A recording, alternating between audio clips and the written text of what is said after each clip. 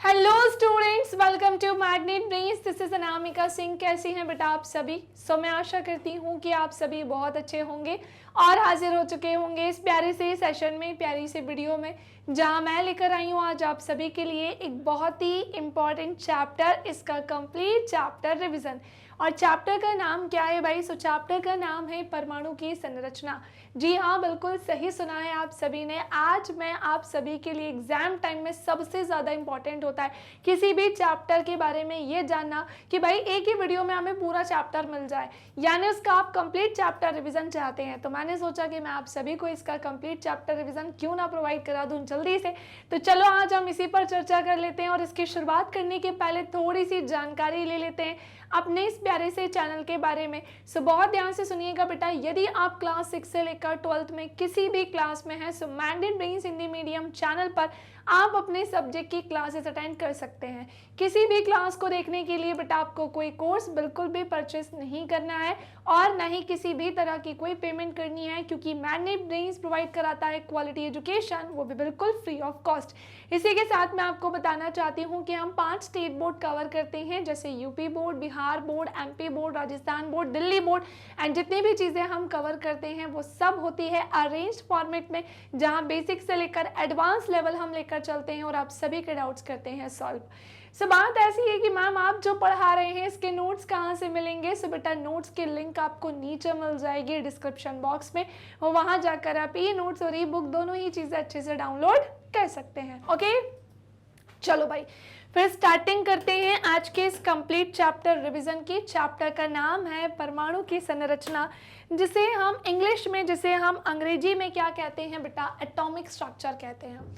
एक एटम के स्ट्रक्चर को लेकर जितना विवाद उठा था और जिस तरह से फिर उसके बारे में पता चला कि भाई एटम जैसा कुछ होता है, ये जो एटम होता है सबसे छोटा होता है, इससे छोटा कुछ हो ही नहीं सकता है। फिर इसके मॉडल्स आना स्टार्ट हुए, मतलब ऐसे करके मल्टीपल चीज़ें जो हैं वो निकल कर आई। तो चलो फिर थोड़ी सी इसी पे ही चर्चा कर लेते हैं। बट सबसे पहले हमें ये जानना होगा कि इस चैप्टर में एटम के स्ट्रक्चर में, है ना, परमाणु की संरचना में क्या क्या चीज़ें हम कवर करने वाले हैं। तो ध्यान से सुनो। सबसे पहले तो होगा भैया पदार्थों में आवेशित कण।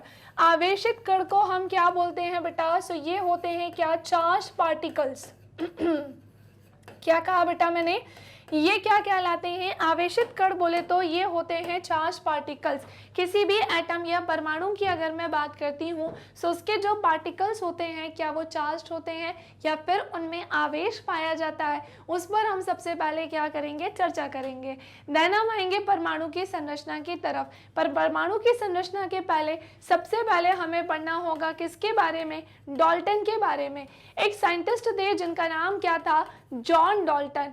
ये जो जॉन डाल्टन नाम के साइंटिस्ट थे, इन्होंने एटम को लेकर सबसे पहले अपने विचार दिए थे। मैं आपको बताऊंगी, और ये अकेले नहीं थे, इनके पहले भी कई सारे वैज्ञानिक आए थे, जैसे महर्षि कणाद भी आए थे, जिन्होंने एटम को लेकर बताया था कि भाई ये सबसे छोटा होता है, ये स्मॉलेस्ट पार्टिकल होता है, लेकिन उनका कोई लिखित प्रमाण नहीं मिला था, इसीलिए कभी हम इनका नाम नहीं देख पाते। एटम के बारे में बात करें, ये हम सबसे पहले स्टार्टिंग में चीज़ें मैं लिख लिख के आपको पढ़ाऊंगी। देन हम जानेंगे पदार्थों में आवेशित कण यानी चार्ज पार्टिकल्स के बारे में। देन मैं आपको बताऊंगी परमाणु की संरचना यानी कि एटॉमिक स्ट्रक्चर। एक एटम को लेकर सारे साइंटिस्ट ने अपने क्या क्या थॉट्स दिए थे, सभी वैज्ञानिकों ने अपने क्या क्या विचार दिए थे, जिसमें सबसे पहले मैं आपको बताऊंगी जे थॉमसन के बारे में। भाई जे थॉमसन नाम के साइंटिस्ट ही एक ऐसे साइंटिस्ट थे जिन्होंने एटम को लेकर अपना पहला मॉडल जो है बेटा वो प्रस्तुत किया था, है ना, जिन्होंने एटम को लेकर अपना पहला मॉडल ही क्या किया था? प्रस्तुत किया था। और इनके जो मॉडल हमें मिला था एक्चुअली वो एटम से काफ़ी ज़्यादा जो है अलग था। एक एटम जैसा दिखाई देता है वो, और इनके मॉडल को अगर हम देखेंगे दोनों में बहुत डिफरेंसेस थे, है ना। तो देखो भाई होता ये है कि बहुत सारे साइंटिस्ट आए, सबने एटम को लेकर अपने थ्योरीज दी, सबने एटम को लेकर अपने मॉडल्स दिए। किसी ने बोला एटम ऐसा दिखाई देता है, किसी ने बोला ऐसा दिखाई देता है, किसी ने बोला ऐसा, तो किसी ने बोला ऐसा, है ना। लेकिन सबने जो एटम का स्ट्रक्चर दिया, है ना, बहुत कुछ उससे जानने को भी मिला और बहुत सारी कमियां भी मिली, या कुछ कमियां भी मिली जिसे दूसरे साइंटिस्ट ने आकर उस कमियों को पूरा कर दिया। और इसी के आधार पर आज हम एक एटम का मेन स्ट्रक्चर देख पाते हैं। हैं। ओके, सो जानेंगे कैसे क्या क्या हुआ था कि जे थॉमसन ने ऐसा कौन सा मॉडल दे दिया था, और फिर रदरफोर्ड आए भाई, रदरफोर्ड ने भी एटम को लेकर अपना एक मॉडल ही प्रस्तुत किया, तो रदरफोर्ड की कहानी भी हम जानेंगे। फिर मैं आपको बताऊंगी नील्स बोर का परमाणविक मॉडल, नील्स बोर ने भी एटम को लेकर अपना जो मॉडल है वो प्रस्तुत किया, और इसी के साथ हम न्यूट्रॉन के बारे में भी जानेंगे। किसके बारे में? इसी के साथ साथ हम न्यूट्रॉन के बारे में भी जानेंगे। तो इलेक्ट्रॉन, प्रोटॉन, न्यूट्रॉन सबकी चर्चा यहाँ पर हो जाएगी। एक्चुअली में सबको लगता है कि एक एटम जो होता है वो सबसे छोटा नहीं है। एटम के अंदर क्या पाए जाते हैं, या एटम से भी छोटा, ये तो पता ही नहीं है कि एटम के अंदर क्या होता है। सबको लगता है कि एटम से भी छोटा, कोई बोलता है इलेक्ट्रॉन है मैम, कोई बोलता है प्रोटॉन है, और कोई बोलता है न्यूट्रॉन। अरे भाई ये तो जानो बेटा इनकी लोकेशंस क्या होती हैं। एग्जाम टाइम में अब तुम यहाँ तक खींच तान के जैसे तैसे आ गए हो, तो एटलीस्ट ये तो जानो कि इन सब की लोकेशन क्या होती है कि नहीं है। ओके, सो न्यूट्रॉन भी हम डिस्कस करेंगे। देन विभिन्न कक्षाओं में इलेक्ट्रॉन कैसे वितरित होता है, इस पर भी हम चर्चा करेंगे कि हर एक कक्षाओं में इलेक्ट्रॉन का डिस्ट्रीब्यूशन कैसे होता है मैं आपको बताऊंगी, और इनकी बैलेंसी यानी कि संयोजकता भी मैं निकालना बताऊंगी।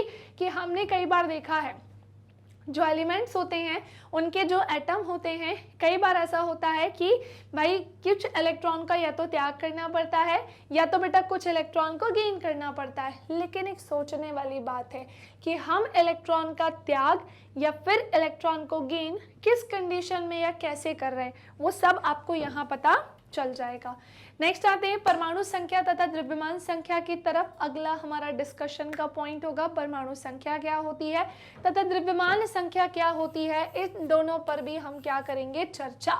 एटॉमिक नंबर और एटॉमिक मास हम यहाँ पर जानेंगे, या एटॉमिक नंबर या द्रव्यमान संख्या मास के बारे में जानेंगे, और इसमें हमारा ये सबसे ज्यादा महत्वपूर्ण पार्ट ये भी होगा। साथ ही साथ भाई समस्थानिक क्या होते हैं, तो कई बार हमने सुना है जिसकी द्रव्यमान संख्या तो समान हो लेकिन जिसकी परमाणु संख्या तो समान हो लेकिन द्रव्यमान संख्या अलग हो, वही क्या कहलाते हैं बेटा, समस्थानिक कहलाते हैं। और जहां पर द्रव्यमान संख्या तो समान हो लेकिन परमाणु संख्या भिन्न हो, वो क्या कहलाते हैं, समभारिक। तो ये एक छोटू सा ओवरव्यू मैंने आपको सबसे पहले दे दिया है। तो वे स्टूडेंट्स जो अभी इन्होंने यहाँ तक का वीडियो देख लिया है और एग्जाम टाइम में कंप्लीट चैप्टर रिवीजन पढ़ रहे हैं, थम्स अप कर दो कमेंट सेक्शन में कि आपका पहला पढ़ाव जो है वो कंप्लीट हो चुका है, आपको पता चल चुका है कि हम क्या क्या जो है इसमें पढ़ने वाले हैं। नाउ अब हम स्टार्ट करते हैं अपनी कहानी को। सबसे पहले तो एक छोटू सा इंट्रोडक्शन मैं आप सभी के लिए लेकर आई हूँ, जो कि आपके बुक में ही दिया था भाई, मैंने इसका अलग से इंट्रोडक्शन नहीं बनाया है, आपके बुक का ही पार्ट है, आपके ही किताब का पार्ट है। तो चलो देखते हैं, उसको छोड़ना कुछ नहीं है। ओके, सो पदार्थ परमाणु और अणुओं से मिलकर बने होते हैं। बिल्कुल सही बोला है कि जो पदार्थ होते हैं ना बेटा, है ना यानी कि जो मैटर होते हैं वो एटम्स और किससे मिलकर बने होते हैं, अणुओं से मिलकर बने होते हैं। विभिन्न प्रकार के पदार्थों का अस्तित्व उन परमाणुओं के कारण होता है जिनसे वो बने होते हैं। अगर हम हमारे आसपास की सभी चीजों के बारे में जानेंगे ना, जैसे हमारा शरीर किससे मिलकर बना है, कोशिकाओं से, है ना, कोशिका से भी नहीं मिलकर बना है। हमारा जो शरीर है, हमारी जो इतनी बड़ी बॉडी है, शरीर है, किससे मिलकर बनी है, तो ये बहुत सारी कोशिकाओं से मिलकर बनी है, ठीक है ना। इसी के साथ मैं आपको बताना चाहती हूँ विभिन्न प्रकार के पदार्थों का अस्तित्व उन परमाणुओं के कारण होता है जिनसे एक्चुअली में वो क्या होते हैं, बने हुए होते हैं। समझे कि नहीं समझे? लेकिन अब कुछ क्वेश्चन उठते हैं, कुछ प्रश्न उठते हैं, और वो क्या है तो सुनो। तो बेटा फर्स्ट क्वेश्चन इसका क्या है, पहला क्वेश्चन ये है कि किसी एक तत्व का परमाणु दूसरे तत्व के परमाणुओं से भिन्न क्यों होता है। यानी किसी भी एक एलिमेंट का जो एटम होता है वो किसी दूसरे एलिमेंट के अगर एटम की बात करें उससे अलग क्यों है, भिन्न क्यों है, ये हमें यहाँ पर जानना है। इसी के साथ एक और क्वेश्चन उठता है, क्या परमाणु वास्तव में अविभाज्य होते हैं? क्या एक्चुअली में जो एटम होते हैं भाई वो अनडिवाइडेड है, जैसा कि डाल्टन ने प्रतिपादित किया था, या परमाणुओं के भीतर छोटे अन्य घटक भी विद्यमान होते हैं। तो ऐसे अनगिनत प्रश्न थे जो कहीं ना कहीं सबके माइंड में चल रहे थे। अब जैसे एक बात बताओ, आप लोग क्लास अभी 9th में हो तो आपके माइंड में भी बहुत से क्वेश्चंस उठते हैं, बहुत से क्वेश्चंस चलते हैं कि मैम हमारा जो 9th क्लास में मेन एग्जाम होगा या हाफ ईयरली एग्जाम होगा, है ना, या फिर फर्स्ट टर्म एग्जाम होगा, ऐसे थॉट्स आते हैं ना आपके माइंड में कि मैम जब हमारे एग्जाम्स होंगे तो क्या ये चीज़ पॉसिबल है कि हम जो पढ़ रहे हैं उसी से ही आए। मैम इसकी भी तो पॉसिबिलिटी है कि बाहर से भी कुछ अलग क्वेश्चंस आ सकते हैं। तो मैं हमेशा एक ही चीज़ कहती हूँ, बेटा आएगा तो आपकी बुक से ही आएगा, बुक के बाहर का कुछ नहीं आएगा। आप क्लास 9th में हो तो आपको क्लास 9 का पूछेंगे, अगर आप क्लास 10th में होते तो 10th का पूछते, 11 12th का तो नहीं पूछते। तो वही सारे थॉट्स जो कुछ काम करने के पहले हमारे मन में आते हैं, वैसे ही हमारे साइंटिस्ट या वैज्ञानिकों के मन में भी एटम को लेकर कई सारे क्वेश्चंस उठे थे, है ना।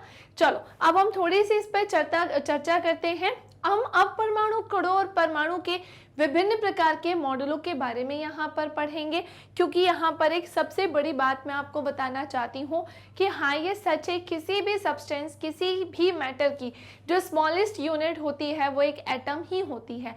यानी कि किसी भी पदार्थ की सबसे छोटी इकाई जो है भाई वो परमाणु ही होती है। परमाणु से छोटा क्या होता है, तो परमाणु के अंदर उसके सब एटॉमिक पार्टिकल्स होते हैं, जैसे इलेक्ट्रॉन होता है, जैसे प्रोटॉन होता है, जैसे न्यूट्रॉन होता है। लेकिन इन तीनों की ही कहानी हमें एकदम से पता नहीं चली थी। कुछ साइंटिस्ट थे जिन्होंने हमें इसके बारे में आकर बताया था। आओ एक काम करते हैं, थोड़ा सा हम इसी के ऊपर चर्चा कर लेते हैं, है ना, लेकिन एकदम से नहीं, एक एक करके हम चीजों को जानेंगे। सो हम सब एटॉमिक पार्टिकल्स, अब वो परमाणु अणु बोले तो, अब परमाणु का कण बोले तो सब एटॉमिक पार्टिकल्स की बात चल रही है और परमाणु के विभिन्न प्रकार के मॉडलों के बारे में अब हम धीरे धीरे करके पढ़ेंगे, जिनसे एक्चुअली में ये पता चलेगा कि ये कण परमाणु के भीतर अरेंज कैसे हैं।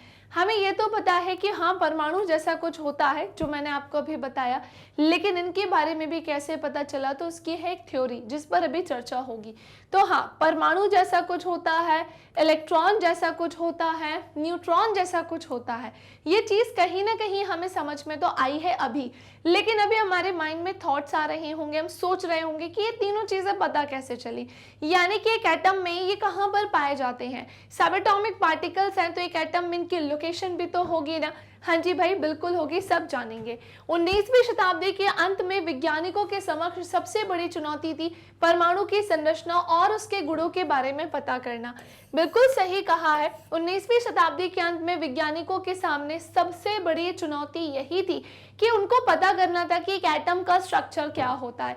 समझ रहे हो, तभी तो आज के इस सेशन में, आज के इस पार्ट में हम एटॉमिक स्ट्रक्चर देखेंगे, है ना। आज के इस पार्ट में हम क्या देखेंगे, एटॉमिक स्ट्रक्चर। 19वीं शताब्दी के अंत में वैज्ञानिकों के सामने सबसे बड़ी चुनौती थी परमाणु की संरचना और उसके गुणों के बारे में पता लगाना। परमाणु की संरचना को अनेक प्रयोगों के आधार पर समझाया गया है, बिल्कुल सही कहा।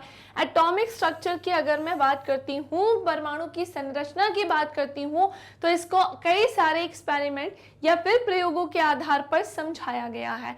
परमाणु के अविभाज्य न होने के संकेतों में से एक संकेत है स्थिर वैद्युत तथा विभिन्न पदार्थों द्वारा विद्युत चालन की परिस्थितियों के अध्ययन से मिलना। बिल्कुल सही कहा है। तो एक काम करते हैं, थोड़ा सा और आगे बढ़ते हैं, चीजों को जानते हैं।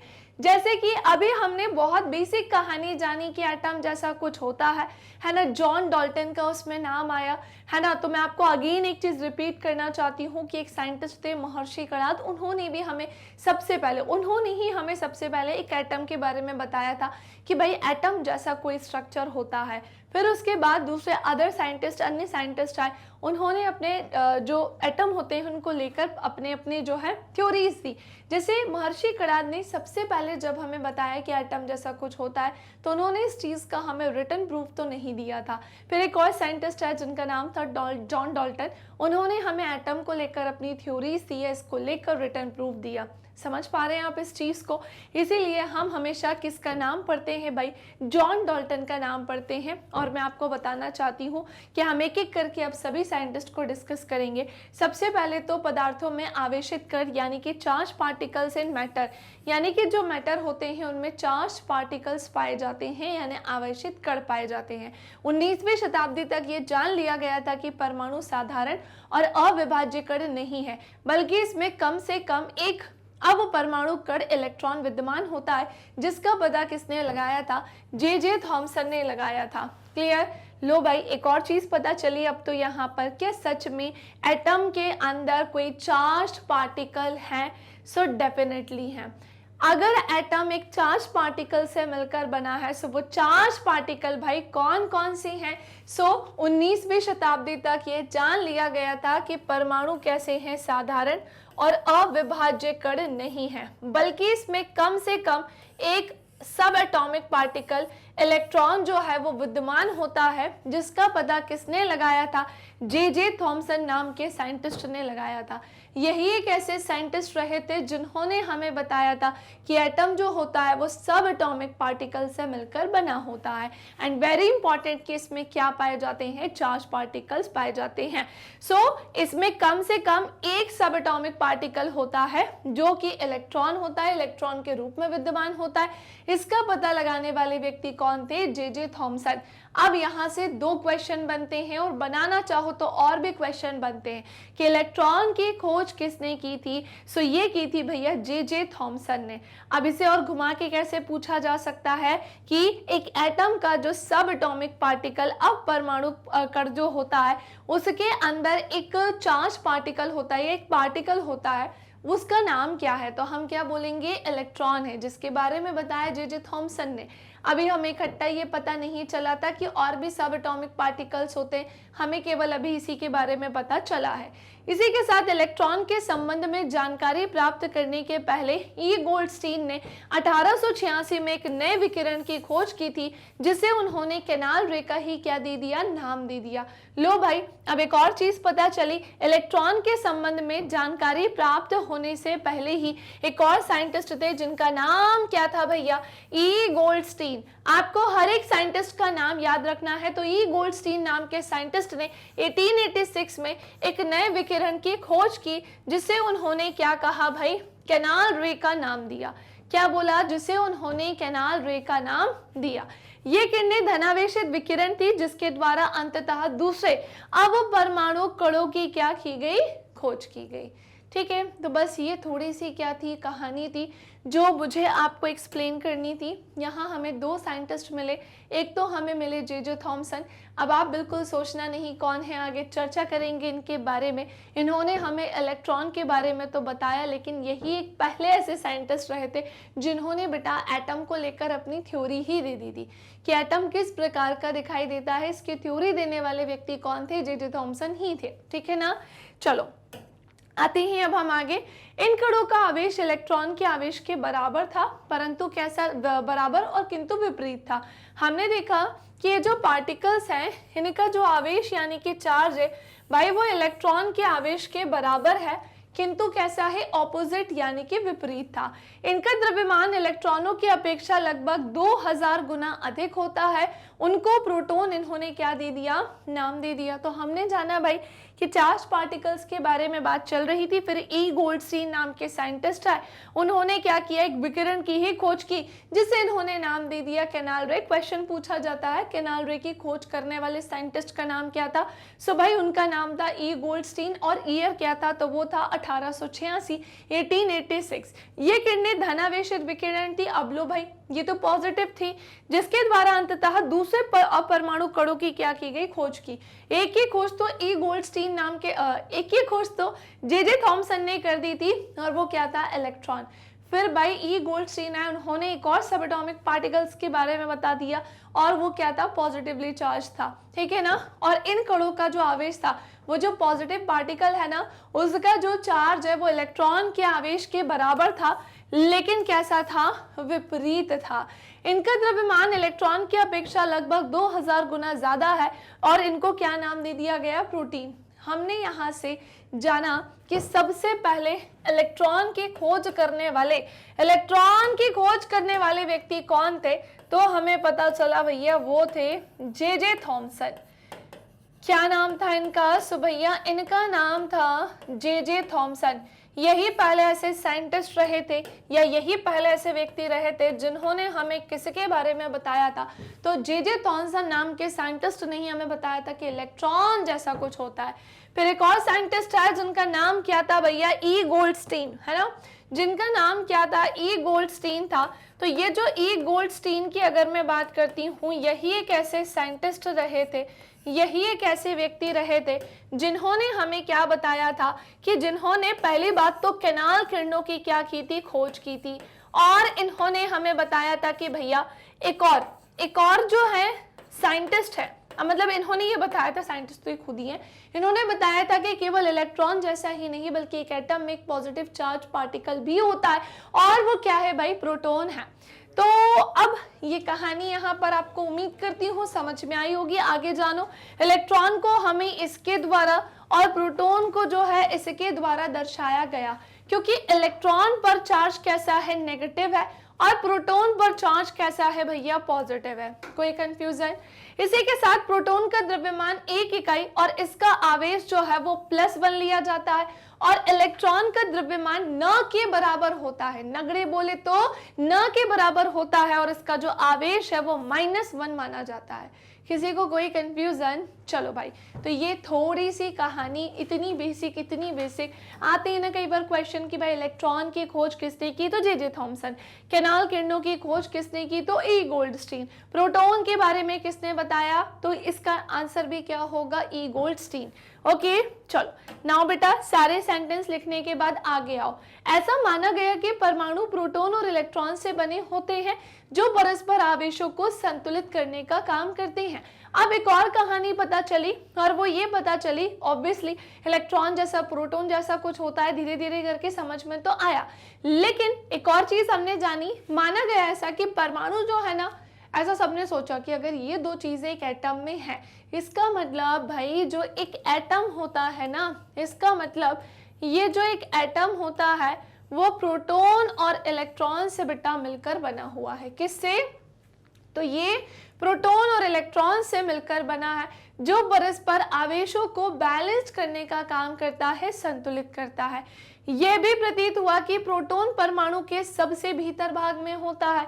अब एक और चीज पता चली कि प्रोटॉन की लोकेशन क्या होती है, तो भैया ये जो न्यूक्लियस यानी नाभिक है ना, उसमें सबसे भीतर में होता है ना। अब एक चीज और, नाभिक के बारे में नहीं पता चला था, बस इतना पता चला था कि एक एटम में भीतर की ओर, अंदर की ओर ही क्या पाया जाता है? प्रोटॉन पाया जाता है। तो यह भी प्रतीत हुआ कि प्रोटॉन परमाणु के भीतरी भाग में स्थित होते हैं। आप कहेंगे मैम नाभिक के बारे में कब पता चला?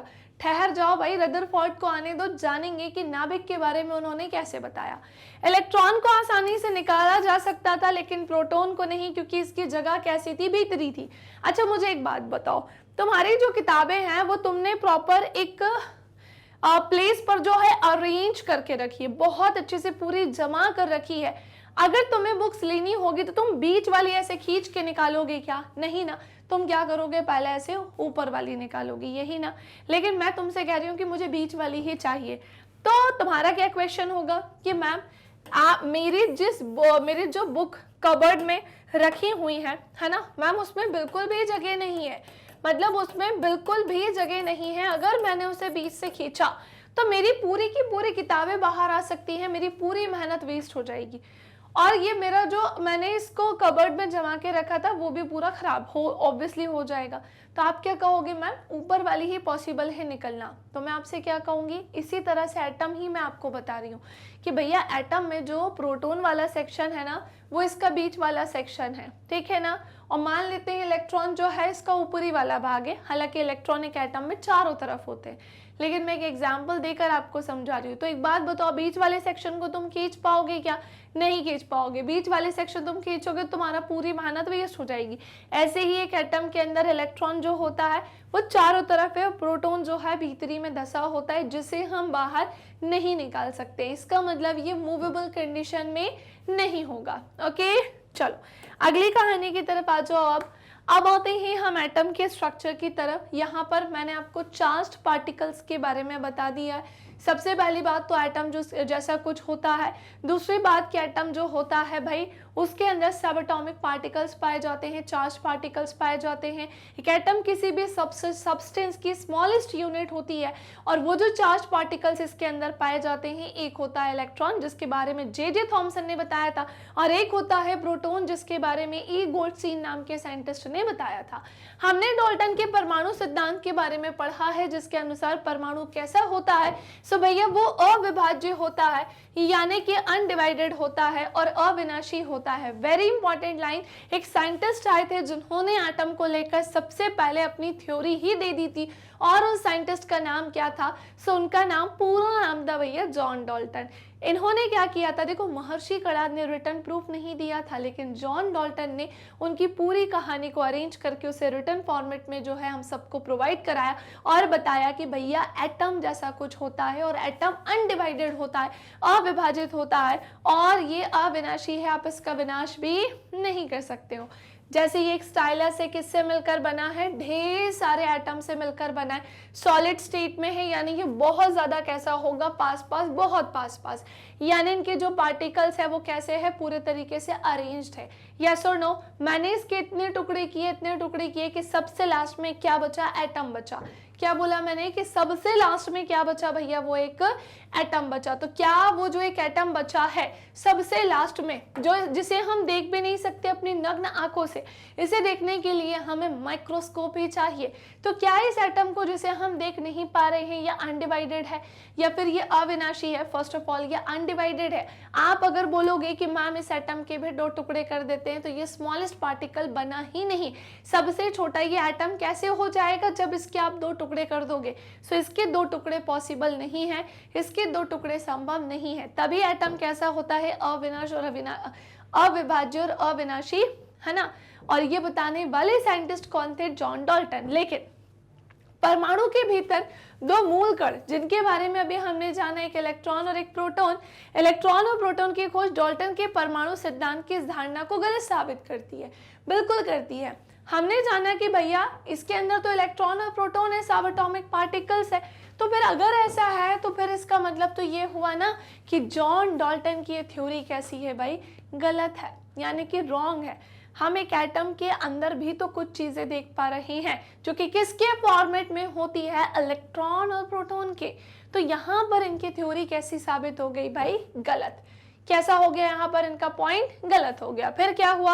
अब ये जानना आवश्यक था कि इलेक्ट्रॉन और प्रोटॉन परमाणु के भीतर किस तरह से वह उपस्थित है। तो भाई हमारे सारे साइंटिस्ट के बीच में हड़कंप मच गई। उनके दिमाग में आने लगा कि यार ये तो फिर गड़बड़ हो गई, है ना। जॉन डाल्टन की थ्योरी सही नहीं है, इसका मतलब इलेक्ट्रॉन और प्रोटॉन एक एटम में किसी न किसी फॉर्मेट में तो अरेंज होंगी। और एक एटम का स्ट्रक्चर कैसे होता है? अभी तक तो मैंने आपको एटम का स्ट्रक्चर नहीं बताया। हाँ, मेनली क्या होता है तो वो मैं आपको स्टार्टिंग में अभी बताया था कि प्रोटॉन, इलेक्ट्रॉन और न्यूट्रॉन कैसे अरेंज्ड होते हैं। लेकिन अभी तो हम उस पॉइंट को पढ़ रहे हैं जहां कुछ पता ही नहीं है कि प्रोटॉन कहाँ पर अरेंज है, इलेक्ट्रॉन। बस इतना अभी हम जान पाए हैं पूरी थ्योरी से कि भाई इलेक्ट्रॉन जैसा सब एटॉमिक पार्टिकल्स है, प्रोटॉन जैसा सब एटॉमिक पार्टिकल्स है, न्यूट्रॉन तो अभी हम पहुंचे ही नहीं है।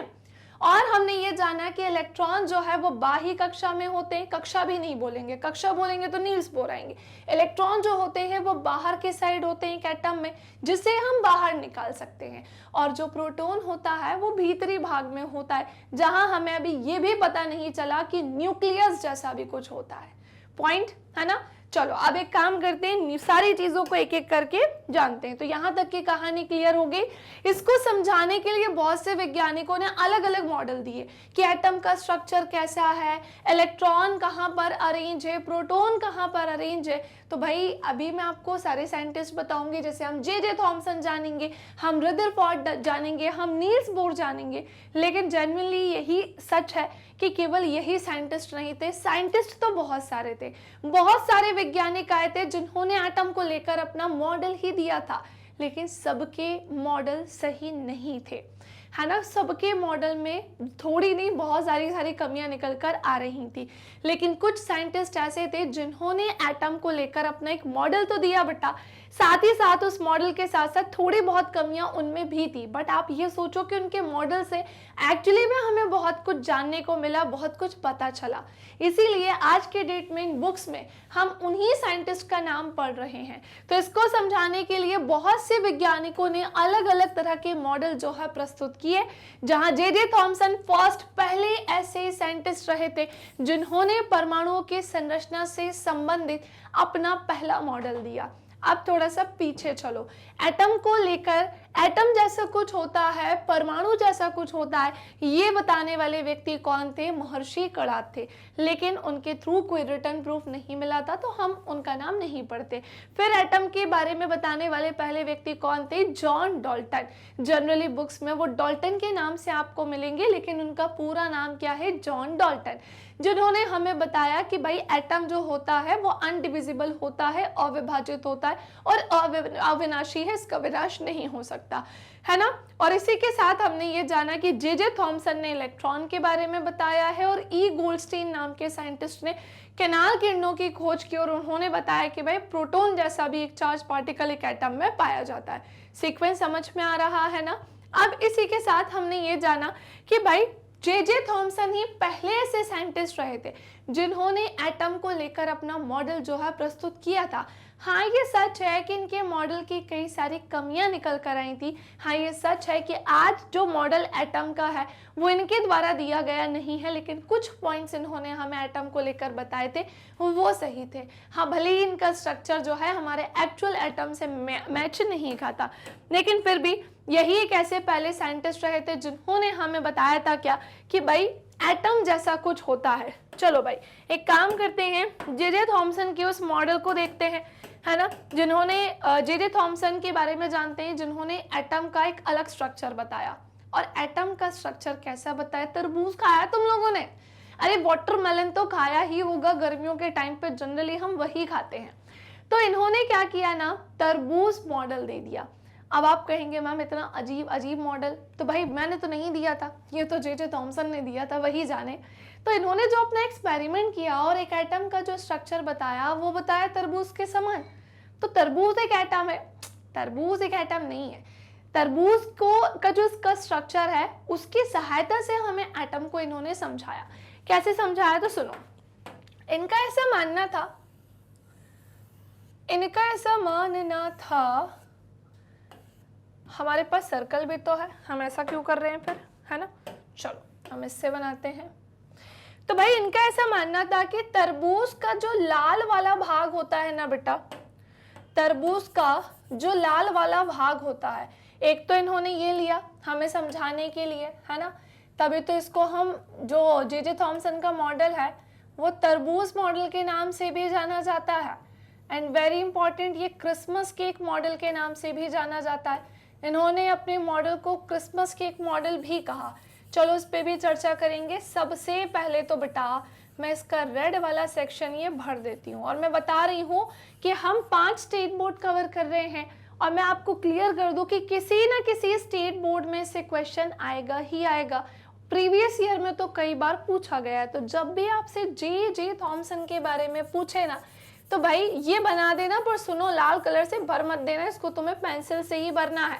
बोर्ड एग्जाम में या भविष्य में, जैसे अभी तुम कभी बोर्ड एग्जाम देने जाओगे, अभी तो तुम 9th क्लास में हो, है ना, तो कभी बाई चांस तुम्हें बोर्ड एग्जाम में ये सब मिल जाए, हालांकि ये तुम्हारे 10th का तो पार्ट नहीं है, लेकिन कभी भविष्य में कहीं पर भी आ जाए, 9th क्लास में ही आ जाए, तो तुम्हें पेंसिल से इसे बनाना है। तो ये जो रेड वाला सेक्शन होगा लाल से भर मत देना, ये तुम पेंसिल से ऐसे ऐसे कलर कर देना, लाइट लाइट, ठीक है। और बीच में क्या बनाओगे? तो भाई इन्होंने बोला था कि जैसे तरबूज का वो रेड वाला सेक्शन होता है वो हमारे एटम का बेस है, और वो जो बेस होता है ना वह क्या है?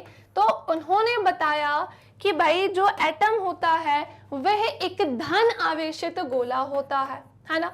क्या बोला था? धन आवेशित गोला बोल दिया भैया इसको। यानी कि इन्होंने बोला कि तरबूज का जो खाने वाला भाग है ना, उसी की तरह बताया कि जो एक एटम होता है यानी परमाणु, यह एक धन आवेशित गोला होता है। फिर इन्होंने बोला कि उस तरबूज में जो बीज बीच बीच में पाए जाते हैं, जो सीड्स पाए जाते हैं, जो एक्चुअली में हम नहीं खाते हैं, सो इस बीज को इन्होंने क्या बोला कि बीज के समान ही इसमें क्या होते हैं, इलेक्ट्रॉन धसे हुए से होते हैं। इसका मतलब ये हुआ कि इन्होंने तरबूज के वो खाने वाला जो भाग है उसे धनावेशित गोले के समान बताया एटम को लेकर, और इसमें जो बीच बीच में बीज पाए जाते हैं उसे क्या बोल दिया कि भाई ये इलेक्ट्रॉन के जैसे क्या हुए हैं, धसे हुए हैं। क्लियर कि इसमें इलेक्ट्रॉन जो है वो क्या है, धसे हुए हैं। ये बताने वाले व्यक्ति कौन थे, जे थॉमसन। थोड़ा सा बुद्धि लगाओ अपनी, मैंने तुम्हें जो स्टार्टिंग में स्ट्रक्चर बताया इतने अच्छे से कि एक एटम कैसा दिखाई देता है, तो एक एटम जो है भाई सबसे पहली चीज कि उसके न्यूक्लियस होता है, नाभिक होता है, एंड वेरी इंपॉर्टेंट कि उसके बाहर क्या पाए जाते हैं, ऑर्बिट्स पाए जाते हैं, जिनमें इलेक्ट्रॉन क्या लगा रहे होते हैं, चक्कर। ये मॉडल और ये मॉडल मैच करो जरा, दोनों में तुम्हें जमीन और आसमान का अंतर मिलेगा। किसका अंतर मिलेगा, जमीन और आसमान का। तो हमारे वैज्ञानिकों ने जे थॉमसन के जो मॉडल थे उसको बड़े अच्छे से देखा, उस पर अपने विचार प्रस्तुत किए, और उनका ऐसा मानना था, क्योंकि कुछ साइंटिस्ट ने अपनी भी जो मॉडल है वो देना स्टार्ट कर दिए थे, तो पता चला कि भाई जे थॉमसन का जो ये मॉडल है ना एक एटम को लेकर, वो सही नहीं है। एटम ऐसा तो दिखाई नहीं देता है, आप खुद देखो ना, ये ऐसा है और एटम ये अधूरा ही बनाया है मैंने अभी। इनके ऑर्बिट्स के नेम होते हैं, बीच में प्रोटॉन और न्यूट्रॉन होता है, इलेक्ट्रॉन बाहर चक्कर लगा रहा होता है।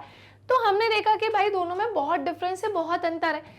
इनका जो ये मॉडल था वो सही नहीं था, लेकिन यस सही नहीं था इसका मतलब ये थोड़ी ना कि तुम इसे गलत कर दोगे। पेपर में क्वेश्चन आएगा कि पहला एटॉमिक मॉडल यानी पहला परमाणु मॉडल प्रस्तुत करने वाले साइंटिस्ट कौन थे, फिर तुम्हारा आंसर क्या होना चाहिए, थॉमसन। और थॉमसन का पूरा नाम क्या बोलेंगे आप, जे थॉमसन बोलेंगे। जैसा कि मैंने आपको बताया अभी, थॉमसन का परमाणु मॉडल आपके एनसीईआरटी में कुछ इस प्रकार से दिखाया है।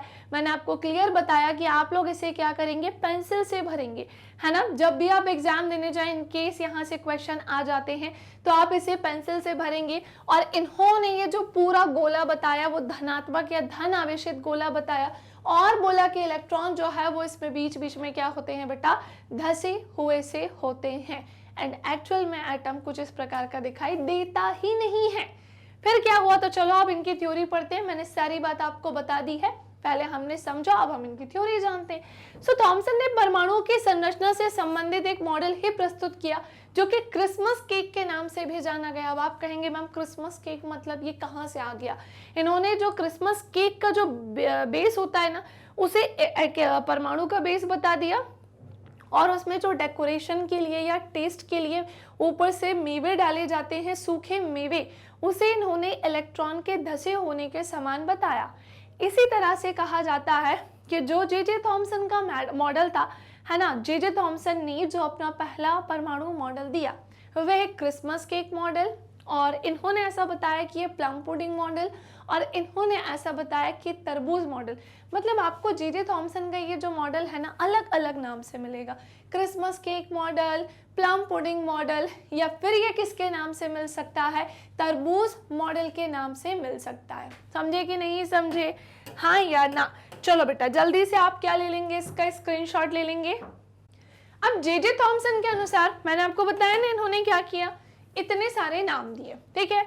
अब इनके अनुसार परमाणु क्या है भाई, एक धनावेशित गोला है, जैसा कि हमने अभी जाना, जिसमें इलेक्ट्रॉन क्रिसमस केक में लगे सूखे मेवों की तरह होते हैं। ओके, तरबूज का उदाहरण भी ले सकते हैं, जिसके अनुसार परमाणु में धन आवेश तरबूज के खाने वाले लाल बाग की तरह बिखरा है, जबकि इलेक्ट्रॉन धन आवेशित गोले में तरबूज के बीच के बाती धसे हुए हैं। क्लियर।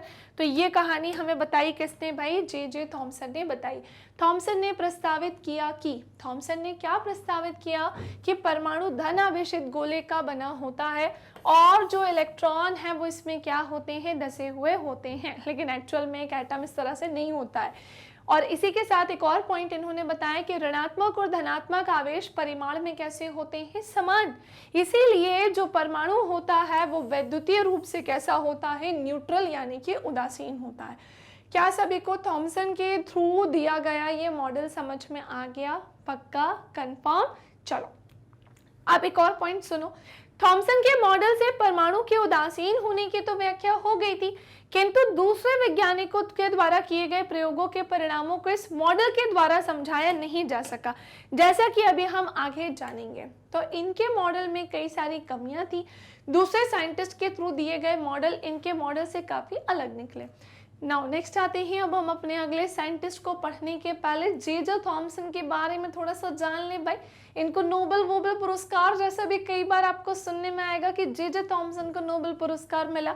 सो ब्रिटिश भौतिक शास्त्री जिनका नाम क्या था, जे थॉमसन, इनका जो जन्म हुआ था भाई वो 18 दिसंबर 1856 में मैनचेस्टर के कीचम हिल क्षेत्र में हुआ था, है ना। कब हुआ था इनका बर्थ? तो इनका पहली बात जो टाइम पीरियड था वो 1856 से लेकर 1856 से लेकर बेटा 1940 तक का रहा था। 18 दिसंबर को इनका क्या हुआ था? जन्म हुआ था 1856 में, ईयर था ये इनका। मैनचेस्टर के कीचम हिल क्षेत्र में हुआ था और इलेक्ट्रॉन की खोज के कारण ही 1906 में उनको भौतिक शास्त्र यानी फिजिक्स में नोबेल पुरस्कार मिला। क्लियर? तो भाई ये तो एक बहुत ही बड़ा अचीवमेंट था। आपको क्या लग रहा है नोबेल पुरस्कार ऐसे ही किसी को मिल जाता है क्या? नहीं, इन्होंने हमें एक एटम को लेकर जो बात बताई वो सामान्य बात तो नहीं बता दी, इसी कारण इन्हें भौतिक के क्षेत्र में ही क्या मिला? नोबेल पुरस्कार मिला 1906 में। रीजन क्या था कि इन्होंने बताया था कि इलेक्ट्रॉन जैसा भी एक सब एटॉमिक क्या होता है बेटा? पार्टिकल होता है। फिर 35 वर्ष तक वे कैम्ब्रिज में कैवेंडिश प्रयोगशाला के निदेशक थे और उनके शोध के साथ सहयोगों को भी आगे चलकर नोबेल पुरस्कार मिला। ऐसे दिखते थे जो जे थॉमसन जी।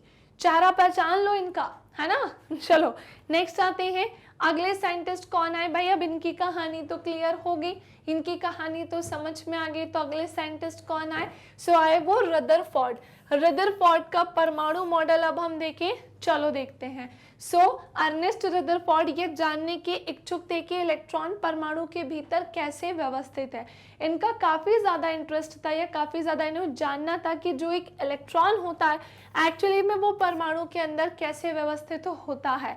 और उन्होंने एक प्रयोग किया और इस प्रयोग में तेज गति से चल रहे अल्फा पार्टिकल्स की जो बौछार है वो सीधे किस पर करवा दी? सोने की पतली पन्नी पर। चलो आओ बेटा इसे अब हम समझते हैं। यही एक ऐसे साइंटिस्ट रहे थे जिन्होंने हमें क्या बताया था?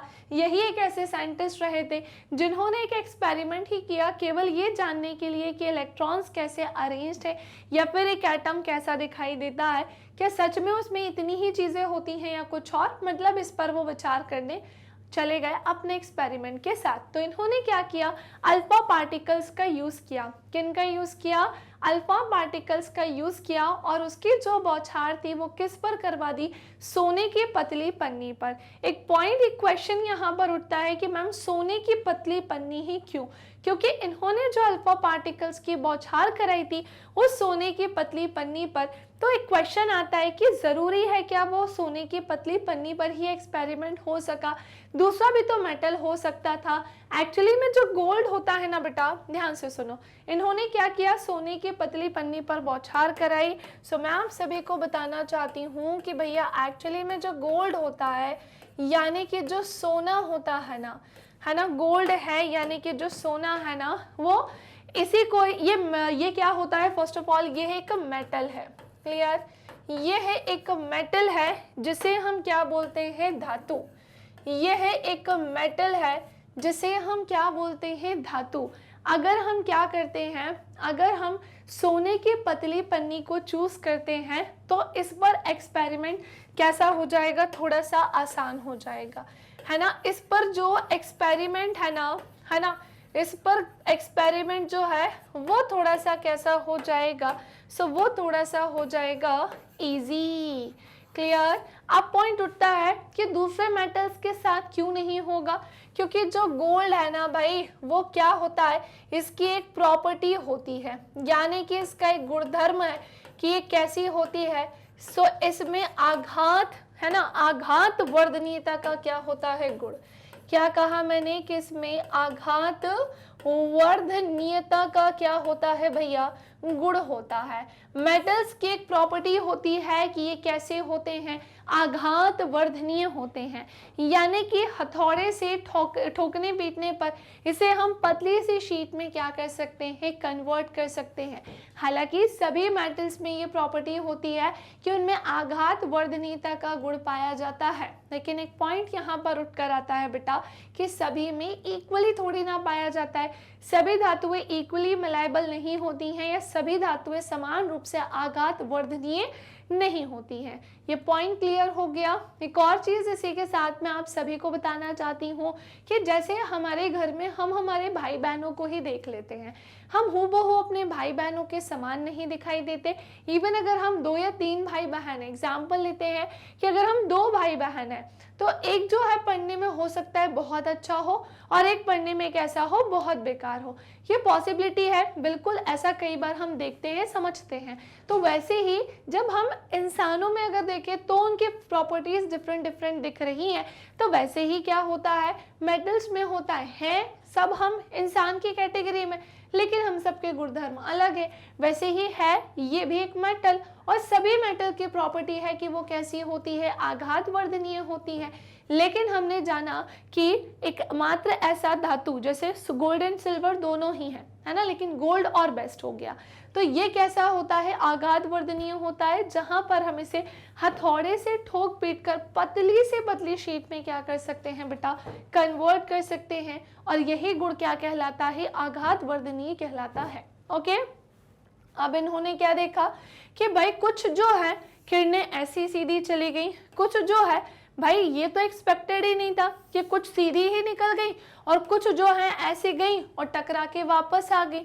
सेंटर वाले से पार्ट से टकराई, टकरा कर वापस आ गई, कुछ सेंटर से टकराई वापस आ गई, कुछ जो है ऐसे इधर से चली गई, लेकिन जब वो सेंटर वाले पार्ट से टकराए तो रिटर्न होकर आ जाए। ऐसा करते करते हमें पता चला, हमें ये पता चला कि भाई कुछ तो गड़बड़ है।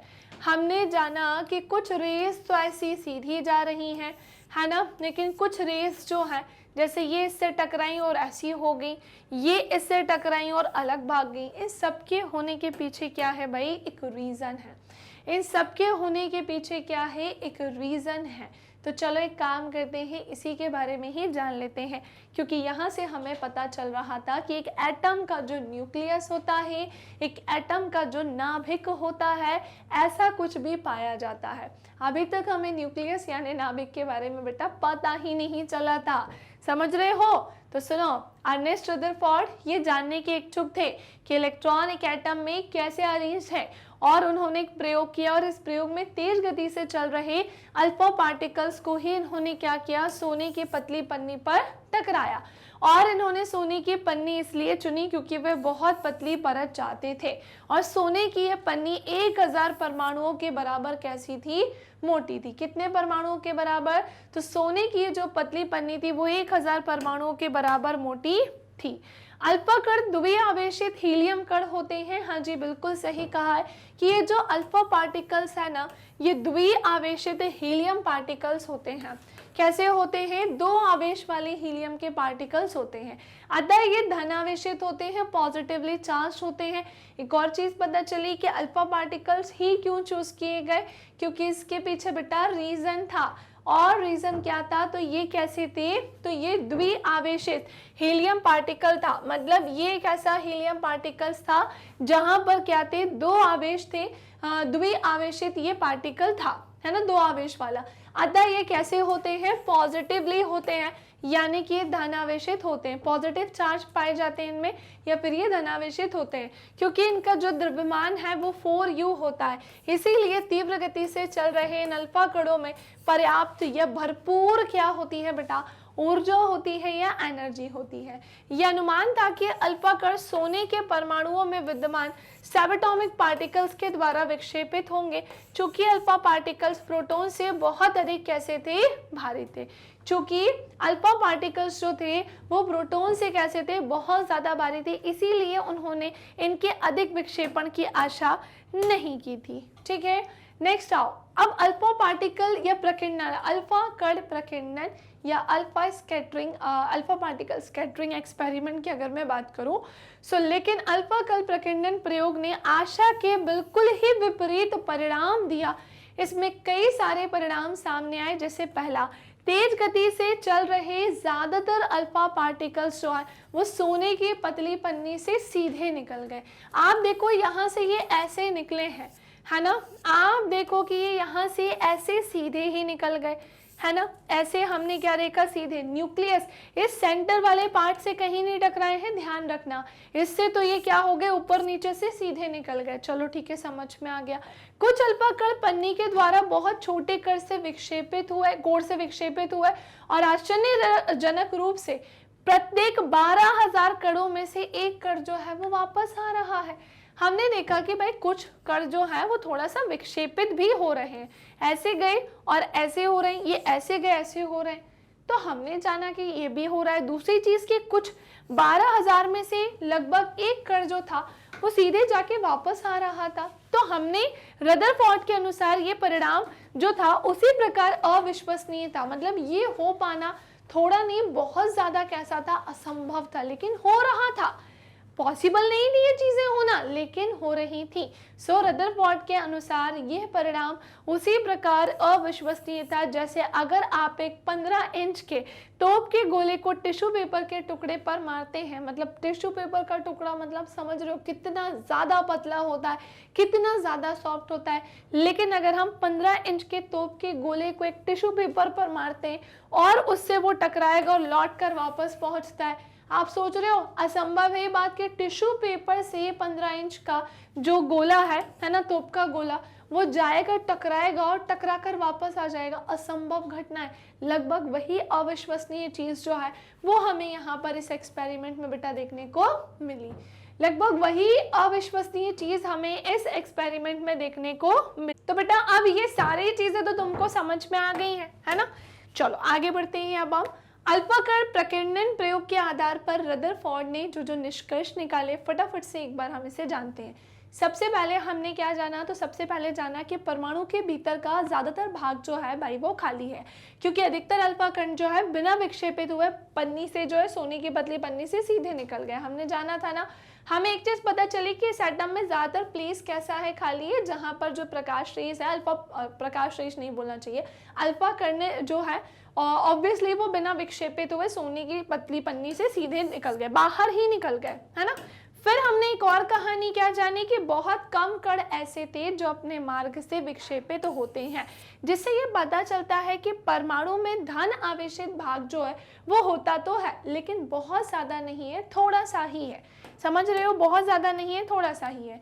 एक और चीज पता चली कि बहुत कम अल्फा कण 180 डिग्री पर विक्षेपित हुए थे, जिससे ये पता चलता है, ये संकेत मिलता है कि सोने के परमाणु का पूर्ण धनावेशित भाग और द्रव्यमान परमाणु के भीतर बहुत कम क्या करता है, आयतन में सीमित है। क्लियर। प्राप्त आंकड़ों के आधार पर उन्होंने ये निष्कर्ष निकाला कि नाभिक की त्रिज्या परमाणु की त्रिज्या से 10 टू द पावर 5 टाइम्स कैसी है, छोटी है। किसी को कोई कंफ्यूजन, किसी को कोई डाउट? चलो भाई आगे आते हैं। अब अपने प्रयोगों के आधार पर रदरफोर्ड ने परमाणु का नाभिकीय मॉडल ही दे दिया। इस पूरे एक्सपेरिमेंट से हमें पता चला कि परमाणु का न्यूक्लियस यानी नाभिक जैसा भी क्या होता है, कोई भाग होता है, और उस नाभिक भाग की अगर मैं बात करूं तो वो कैसा होता है, पॉजिटिव होता है, धनावेशित होता है। तो अपने प्रयोगों के आधार पर रदरफोर्ड ने परमाणु का नाभिकीय मॉडल ही प्रस्तुत किया, जिसके निम्नलिखित लक्षण थे। पहला क्या था, परमाणु का केंद्र धनावेशित होता है, यानी कि एक एटम का जो केंद्र होता है वो पॉजिटिवली चार्ज होता है। इसी को ही नाम क्या दे दिया भैया, न्यूक्लियस यानी कि नाभिक। और एक परमाणु का लगभग संपूर्ण द्रव्यमान कहाँ पर पाया जाता है, न्यूक्लियस यानी नाभिक में ही होता है। इलेक्ट्रॉन नाभिक के चारों ओर वर्तुलाकार मार्ग में क्या करते हैं, चक्कर लगाते हैं। ये भी हमें यहाँ पर क्या हुआ पता चला कि इलेक्ट्रॉन जो है वो नाभिक के चारों ओर वर्तुला मार्ग में क्या लगाते हैं, चक्कर। नाभिक का आकार परमाणु के आकार की तुलना में कैसा है, काफी कम होता है। ये भी कहानी हमें यहाँ पर जानने को मिली। Okay, so that's it. ये था हमारे रदरफोर्ड का परमाणु मॉडल, जिसने बताया कि भाई कुछ किरणें जो है, अल्फा कण जो है वो सीधे निकल गए, थोड़े से कुछ ऐसे थे जो अपने मार्ग से विक्षेपित हुए, और कुछ ऐसे थे 12,000 में से लगभग एक पार्टिकल ऐसा था जो कैसा हो गया भाई, सीधे जाकर वापस आ गया। लेकिन ऐसा हुआ क्यों? क्योंकि हमें पता चला कि न्यूक्लियस जैसा भी कुछ एक एटम में पाया जाता है ना, जो एक परमाणु के द्रव्यमान का बहुत छोटा सा हिस्सा होता है, और इसके बारे में यहाँ पता चला। बट एक चीज़ मैं आपको बताना चाहती हूँ कि इनके मॉडल की भी कुछ कमियाँ थी। आपके पेपर में कई बार आ जाता है जे थॉमसन के मॉडल की कमियों के बारे में बताइए, रदरफोर्ड के परमाणु मॉडल की कमियों के बारे में बताइए, ऐसे क्वेश्चंस भी आ जाते हैं। तो सुनो, वर्तुलाकार मार्ग में चक्रण करते हुए इलेक्ट्रॉन का स्थायी हो पाना कैसा था भाई? स्थायी हो पाना संभव नहीं है। क्लियर? कोई भी आवेशित कण गोलाकार कक्ष में त्वरित होगा और त्वरण के दौरान आवेशित कणों से ऊर्जा का विकिरण भी होगा। इसी प्रकार स्थायी कक्ष में घूमता हुआ इलेक्ट्रॉन जो है ऑब्वियसली अपनी ऊर्जा विकिरित करेगा और जाकर किससे टकरा जाएगा? न्यूक्लियस यानी कि नाभिक से। अगर ऐसा होता है तो परमाणु अस्थिर होगा, जबकि हम जानते हैं कि परमाणु कैसे होते हैं? स्थायी होते हैं। आप खुद सोचो ना कि अगर ये पूरी प्रोसेस होगी तो भाई एक ऐसा पॉइंट आएगा कि इलेक्ट्रॉन जो है वो नाभिक के चारों ओर चक्कर लगा रहा है। मूवेबल कंडीशन में कौन होता है? इलेक्ट्रॉन होता है, जो एक एटम में नाभिक के चारों ओर चक्कर लगा रहा होता है। सो एक पॉइंट ऐसा भी आएगा कि वो जाकर किससे टकरा जाएगा? न्यूक्लियस यानी कि नाभिक से। और जब वो न्यूक्लियस यानी कि नाभिक से जाकर टकराएगा तो उस एटम का अस्तित्व ही खत्म हो जाएगा। तो ये समस्या का समाधान रदरफोर्ड जी नहीं निकाल पाए थे। क्लियर? तो बेटा इनकी जो कमियां है ना, जैसे रदरफोर्ड के परमाणु मॉडल की जो कमियां हैं, सबसे पहले हम एक एक करके इसे डिस्कस करते हैं। जैसे वर्तुलाकार मार्ग में चक्रण करते हुए इलेक्ट्रॉन का स्थायी हो पाना संभव नहीं है। बिल्कुल सही बोला है कि भाई जो इलेक्ट्रॉन है वो कहीं ना कहीं न्यूक्लियस के चारों ओर चक्कर तो लगा रहे हैं, और वर्तुलाकार मार्ग में चक्रण करते हुए इलेक्ट्रॉन का स्थायी हो पाना संभव नहीं है। कोई भी आवेशित कण गोलाकार कक्ष में त्वरित होगा, बिल्कुल, और त्वरण के दौरान आवेशित कणों में ऊर्जा का विकिरण होगा, जैसे कि अभी मैंने आपको सारी चीजें यहाँ पर एक्सप्लेन की। और एक जो न्यूक्लियस है उससे जाकर हमारा इलेक्ट्रॉन टकरा जाएगा, और ऑब्वियसली फिर इससे क्या होगा? हमारा एटम डिस्ट्रॉय हो जाएगा। ओके, नाउ नेक्स्ट आते हैं। हमने जान लिया जे थॉमसन के बारे में, हमने जान लिया अर्नेस्ट रदरफोर्ड नाम के साइंटिस्ट के बारे में, हमने जान लिया जे थॉमसन को 1886 में नोबेल पुरस्कार भी मिला। लेकिन अब एक पॉइंट उठकर आता है, क्या रदरफोर्ड को भी कोई पुरस्कार मिला? बिल्कुल, नाभिक की खोज की थी भाई उन्होंने, तो इन्हें भी नोबेल पुरस्कार मिला है। पहली बात तो ई रदरफोर्ड, जिसे हम अर्नेस्ट रदरफोर्ड के नाम से जानते हैं, 1871 1937 ये इनका टाइम पीरियड था। इनका जन्म 30 अगस्त 1871 में हुआ था, है ना, स्प्रिंग ग्रोवा में हुआ था। और उनको नाभिकीय भौतिकी का क्या कहा जाता है? जनक माना जाता है। रेडियो धर्मिता पर अपने योगदान और सोने के पन्नी के द्वारा परमाणु के नाभिक की खोज के लिए वे बहुत प्रसिद्ध हुए, और 1908 में इन्हें क्या मिला भाई? इस काम के लिए नोबेल पुरस्कार भी दिया गया। लेकिन एक प्रॉब्लम थी कि चलो ठीक है, इतनी सारी चीज़ें पता चली अर्नेस्ट रदरफोर्ड के बारे में, है ना, और फिर इन्होंने एक एटम को एक नया स्ट्रक्चर ही दिया, नया रूप ही दिया। कुछ कमियां थी, तो एक काम करते हैं, अब उस पर बात करते हैं। एक और साइंटिस्ट आए जिनका नाम क्या था? नील्स बोर, है ना। बोर का परमाणविक मॉडल आपके सामने यहाँ पर हम पढ़ने जा रहे हैं। और बोर का पूरा नाम क्या है भाई? इनका पूरा नाम है नील्स बोर। ओके, सो बेटा ध्यान से सुने, सबसे ज्यादा महत्वपूर्ण क्या है? रदरफोर्ड के मॉडल पर उठी आपत्तियों को दूर करने के लिए नील्स बोर ने परमाणु की संरचना के बारे में निम्नलिखित अवधारणाएं जो हैं भाई वो प्रस्तुत की। जैसे पहली अवधारणा इनकी क्या थी कि इलेक्ट्रॉन केवल कुछ निश्चित कक्षाओं में ही चक्कर लगा सकते हैं। इलेक्ट्रॉन क्या कर सकते हैं? केवल कुछ निश्चित कक्षाओं में ही चक्कर लगा सकते हैं, जिन्हें इलेक्ट्रॉन की हम क्या बोलते हैं? विविक्त कक्षा बोलते हैं, है ना। मतलब जो एक समस्या आ रही थी कि भैया ये है, मान लो जैसे एटम का स्ट्रक्चर, और ये इसका क्या है, न्यूक्लियस यानी कि नाभिक।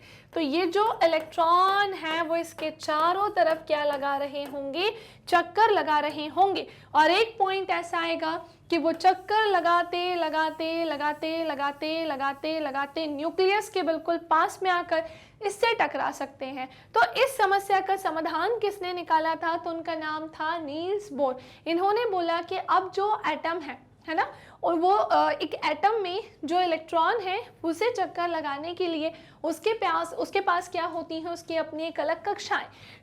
केवल इलेक्ट्रॉन कुछ निश्चित कक्षाओं में ही चक्कर लगा सकता है, जिन्हें हम उस इलेक्ट्रॉन की क्या बोलते हैं, विविक्त कक्षा बोलते हैं।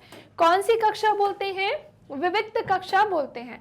तो सुनो, हमने बनाया एटम का ये न्यूक्लियस यानी कि नाभिक, है ना, जो कि हमें अर्नेस्ट रदरफोर्ड ने बताया। और ये हमने यहाँ पर क्या बनाए, इनके ऑर्बिट्स बनाए हैं। वेरी वेरी वेरी इंपॉर्टेंट, ये इनके क्या है भाई, ये है इनके ऑर्बिट्स। और हमने क्या देखा, रुको ऑर्बिट्स बना लेने दो। ओके, इनका ऐसा मानना था, सबसे सेंटर में बेटा सबसे पहली बात तो क्या पाए जाते हैं, प्रोटॉन। न्यूट्रॉन पर तो अभी चर्चा ही नहीं हुई है, पर मैं आप सभी को बता देना चाहती हूँ कि न्यूट्रॉन भी न्यूक्लियस के अंदर होता है। और जो इलेक्ट्रॉन होते हैं ना, वो अपनी बाह्य कक्षा में क्या लगा रहे होते हैं, वो अपनी बाह्य कक्षा में लगा रहे होते हैं चक्कर। कहाँ पर, ये है अपनी बाह्य कक्षा में चक्कर लगा रहे होते हैं। तो जब इलेक्ट्रॉन अपनी बाह्य कक्षा में बेटा चक्कर लगाएंगे, तो अब वो स्थिति नहीं आएगी कि जो इलेक्ट्रॉन होंगे वो न्यूक्लियस से जाकर टकरा सकते होंगे। तो ये समस्या का समाधान इन्होंने कर दिया। साथ ही साथ हमें पता चला कि ये जो ऑर्बिट्स हैं इनके नाम है। जैसे न्यूक्लियस के सबसे पास वाला ऑर्बिट क्या है, वो के ऑर्बिट है ना, फिर क्या है एल ऑर्बिट, फिर क्या होगा एम ऑर्बिट, है ना। सबसे पास वाले न्यूक्लियस के उस ऑर्बिट का नाम क्या है, के ऑर्बिट। फिर एल वाला जो है उसके और पास है, और एम वाला जो है वो भी एक ऑर्बिट इसी के पास में। के एल एम एन ऐसे करके ये होगा। और यहाँ पर इनके इलेक्ट्रॉन्स जो हैं वो अरेंज्ड होंगे, व्यवस्थित होंगे। ये सब चीज़ें हमें यहाँ से क्या हुई हैं भाई, पता चली हैं। अरे समझे कि नहीं समझे बेटा। तो जब इलेक्ट्रॉन इस विविक्त कक्षा में चक्कर लगाते हैं तो उनकी ऊर्जा का विकिरण फिर नहीं होगा, और फिर जो इलेक्ट्रॉन है वो नाभिक से जाकर नहीं टकराएगा। और एक चीज और, इन सभी ऑर्बिट का एनर्जी लेवल भी कैसा होता है बेटा, डिफरेंट अलग अलग होता है। जैसे इसका एनर्जी लेवल 1 होता है, जैसे इसका क्या होता है 2 होता है, और इसका क्या होता है, वेरी इंपॉर्टेंट 3 होता है। ऐसे करके इन सभी के एनर्जी लेवल्स भी कैसे होते हैं, अलग अलग। इन कक्षाओं या फिर कोशों को क्या कहा जाता है, एनर्जी लेवल, ऊर्जा स्तर कहा जाता है, जो कि चित्र 4.3 में एक परमाणु के ऊर्जा स्तर को यहाँ पर दिखाया गया है। ठीक है, ये कक्षाएं के एल एम एन, एक्चुअली मैं हमारे हर एक एलिमेंट की अगर मैं बात करूँ ना, है ना, अगर बेटा मैं अपने हर एक एलिमेंट यानी कि किसकी बात करती हूँ, तत्व की, हर एक एलिमेंट यानी कि तत्व की, टोटल नंबर ऑफ एलिमेंट कितने होते हैं, भाई वो होते हैं 118, 118। और ये जो 118 एलिमेंट होते हैं सभी का एटॉमिक स्ट्रक्चर कैसा होता है, अलग अलग होता है। सभी की परमाणु संरचना भी कैसी होती है, मतलब देखने में तो बेटा ये समान होते हैं, लेकिन सबसे ज़्यादा इम्पॉर्टेंट कि इनका एटॉमिक नंबर अलग होता है, इलेक्ट्रॉन नंबर्स अलग होते हैं सभी में, इसीलिए इसका स्ट्रक्चर हर एक एटम का एक दूसरे से डिफरेंट है। तो अब पॉइंट आता है कि मैम ये के एल एम एन ही होंगे क्या। अगर बेटा ऐसा होता तो आगे आपको ये कंटिन्यू वाला सेक्शन नहीं दिखाई देता, तो ऐसा नहीं है। 118 एलिमेंट्स के अकॉर्डिंग टोटल ऑर्बिट्स जो है वो 7 है। जिस दिन एलिमेंट्स इंक्रीज होंगे, बढ़ेंगे, तो ये ऑर्बिट्स भी इंक्रीज होंगे। इसी के साथ इनका एनर्जी लेवल भी सभी के अकॉर्डिंग चलता जाएगा। ठीक है, चलो भाई, तो ये कहानी जो है मैंने आपको समझा दी है। मैं उम्मीद करती हूँ कि आपको अच्छे से क्लियर हो गई होगी, लेकिन अभी भी आपके मन में बहुत कुछ चल रहा होगा, और चलना भी चाहिए। वैसे तो अभी मैं आपको एक शॉर्ट में चीज़ें और समझाती हूँ।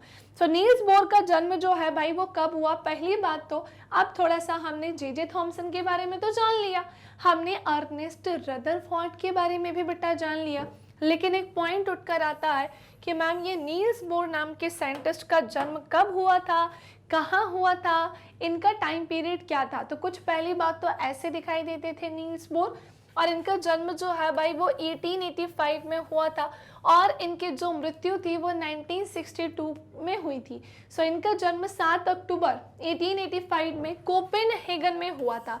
कहाँ हुआ था? सो इनका जन्म जो है ना बेटा वो 1885 में हुआ था, 1962 में इनकी मृत्यु हुई थी, और इनका जन्म 7 अक्टूबर 1885 में कोपेनहेगन में हुआ था। 1916 में कोपेनहेगन विश्वविद्यालय में उनको भौतिक शास्त्र यानी फिजिक्स का ही प्रोफेसर जो है वो नियुक्त किया गया, और 1922 में उनको परमाणु की संरचना पर अपने योगदान के लिए क्या मिला? नोबेल पुरस्कार मिला। तो ठीक है भाई, 1886 में तो जे जे थॉमसन को भी मिला था। हमने जाना कि भाई इसके बाद रदरफोर्ड आए, रदरफोर्ड को भी जो है नोबेल पुरस्कार मिला नाभिक के लिए। इन्हें भी परमाणु की संरचना पर अपना एक इतना महत्वपूर्ण योगदान देने की वजह से फिजिक्स के क्षेत्र में, भौतिकी के क्षेत्र में नोबेल पुरस्कार मिला। प्रोफेसर बोर के विविध लेखों पर आधारित कोई 3 पुस्तकें हैं, वेरी इंपॉर्टेंट, ये आपके एग्जाम में पूछा जा सकता है कि प्रोफेसर बोर जो है इन पर आधारित 3 महत्वपूर्ण बुक है। पहला क्या है? The theory of spectra and atomic constitution, और दूसरा क्या है? एटॉमिक थ्योरी है। थर्ड क्या है? The description of nature. ये 3 इनकी क्या थी भाई? काफ़ी प्रसिद्ध बुक थी। Okay, so that's it. यहाँ पर नील्स बोर की जो कहानी है वो ख़त्म होती है। अब थोड़ा सा हम आते हैं आगे की तरफ, है ना। एक थोड़ा सा हम छोटू सी इसकी कहानी को डिस्कस करते हैं। तो सबसे पहले तो मैं बताना चाहती हूँ कि भाई सबसे पहले एक साइंटिस्ट आए थे जिनका नाम क्या था बेटा? सो जिनका नाम था महर्षि कणाद।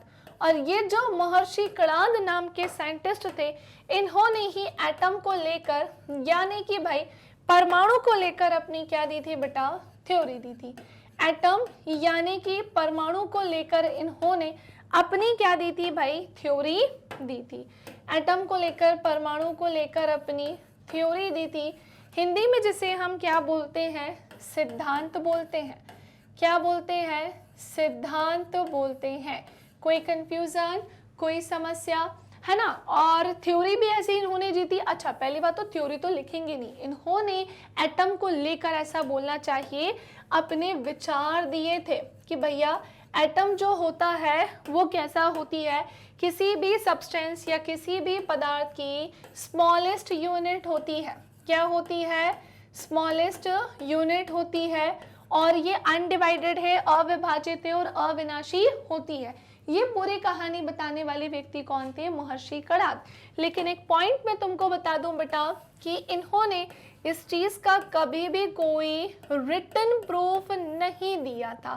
क्लियर? इन्होंने कभी भी इस चीज का रिटन प्रूफ नहीं दिया था, यानी कि लिखित प्रमाण नहीं दिया था। फिर एक और साइंटिस्ट आए जिनका नाम क्या था? सो महर्षि कणाद के बाद एक और साइंटिस्ट आए, है ना। अब इन्होंने तो रिटन प्रूफ नहीं दिया लेकिन बताया जरूर था। फिर एक और साइंटिस्ट आए जिनका नाम क्या था बेटा? John Dalton. क्लियर? क्या नाम था इनका? सो एक और साइंटिस्ट आए भाई जिनका नाम था जॉन डाल्टन, और यही एक ऐसे साइंटिस्ट रहे थे जिन्होंने हमारे महर्षि कणाद की जो पूरी थ्योरी थी वही जो है हमें प्रेजेंट कर दी थी, और हमें बताया था कि जो एटम होता है ना बेटा, यानी कि जो परमाणु है ना, वो क्या होता है? सो भाई वो होती है किसी भी सब्सटेंस या किसी भी पदार्थ की बेटा स्मॉलेस्ट यूनिट। क्या होती है? किसी भी सब्सटेंस या किसी भी पदार्थ की स्मॉलेस्ट यूनिट ये होती है। क्लियर? एटम से छोटा कुछ भी नहीं होता है। इवन इन्होंने हमें ये भी बताया, जो हमें जॉन डाल्टन जी ने भी बताया था कि भाई जो एटम है ना, क्या बोला था इन्होंने कि जो एटम होता है वो अविभाजित होता है। क्या बोला था कि एटम कैसा होता है? अविभाजित, और ये कैसा होता है? अविनाशी होता है। क्लियर? कैसा होता है? अविनाशी होता है। कोई कंफ्यूजन? तो ये थी कुछ कहानी जो हमें सबसे पहले पता चली। ठीक है, अच्छा अब फटाफट से और आगे बढ़ते हैं। हमने ये जॉन डाल्टन की थ्योरीज के बारे में जाना था, लेकिन फिर एक और चीज पता चली, है ना। और वो क्या पता चली कि भाई जे जे थॉमसन नाम के जो साइंटिस्ट थे, है ना, क्या पता चला कि ये जो जे जे थॉमसन, है ना, ये जो जे थॉमसन नाम के साइंटिस्ट थे, इन्होंने क्या किया था बेटा, सो जे थॉमसन ने एटम को लेकर, है ना, जे थॉमसन ने एटम को लेकर बताया था कि भैया ये जो एटम होता है, यानी कि भाई ये जो परमाणु होता है, ये जो एटम होता है, यानी कि भाई ये है जो परमाणु होता है, ये इसके अंदर क्या पाए जाते हैं, इलेक्ट्रॉन जैसा भी कुछ पाया जाता है ना। इसके अंदर क्या पाया जाते हैं, चार्ज पार्टिकल्स पाए जाते हैं। वेरी इंपॉर्टेंट लाइन है ना, क्या पाए जाते हैं बेटा, चार्ज पार्टिकल्स जो हैं वो पाए जाते हैं। और इन चार्ज पार्टिकल्स का नाम क्या है, सो वो है इलेक्ट्रॉन। इसी के साथ एक और साइंटिस्ट थे जिनका नाम था क्या, ई गोल्डस्टीन, है ना, क्या नाम था, सो उनका नाम था ई गोल्डस्टीन। इन्होंने भी एक और कहानी बताई कि भैया कि एक एटम के अंदर केवल एक ही चार्ज पार्टिकल नहीं होता, बल्कि एक और चार्ज पार्टिकल होता है जिसका नाम क्या है भाई, प्रोटॉन है। सो इलेक्ट्रॉन और प्रोटॉन के बारे में हमें ये कहानी जो है वो पता चली, है ना। चलो भाई ठीक है भाई, चार्ज पार्टिकल जैसा कुछ होता है ये हमने जान लिया। फिर आते हैं अब अगली कहानी इसकी क्या, और वो है भैया इसका एटॉमिक स्ट्रक्चर। यानी कि अब इतना कुछ पता चल गया तो ये जानना भी तो जरूरी है ना कि एक एटम दिखाई कैसा देता है। अगर इतना कुछ पता चल गया सो एक एटम कैसा दिखाई देता है, इसका एटॉमिक स्ट्रक्चर भी तो इम्पोर्टेंट है। यानी कि भैया इसकी परमाणु संरचना भी तो क्या है, महत्वपूर्ण है। और एटम का एटॉमिक स्ट्रक्चर यानी कि एक परमाणु की परमाणु संरचना की अगर मैं बात करूं, सबसे पहला फर्स्ट एटॉमिक मॉडल किसने दिया, क्या कहा मैंने कि फर्स्ट एटॉमिक मॉडल जो है भाई वो किसने दिया, सो वो देने वाले व्यक्ति कौन थे, तो उनका नाम ही था क्या, जे थॉमसन। क्या नाम था, जे थॉमसन।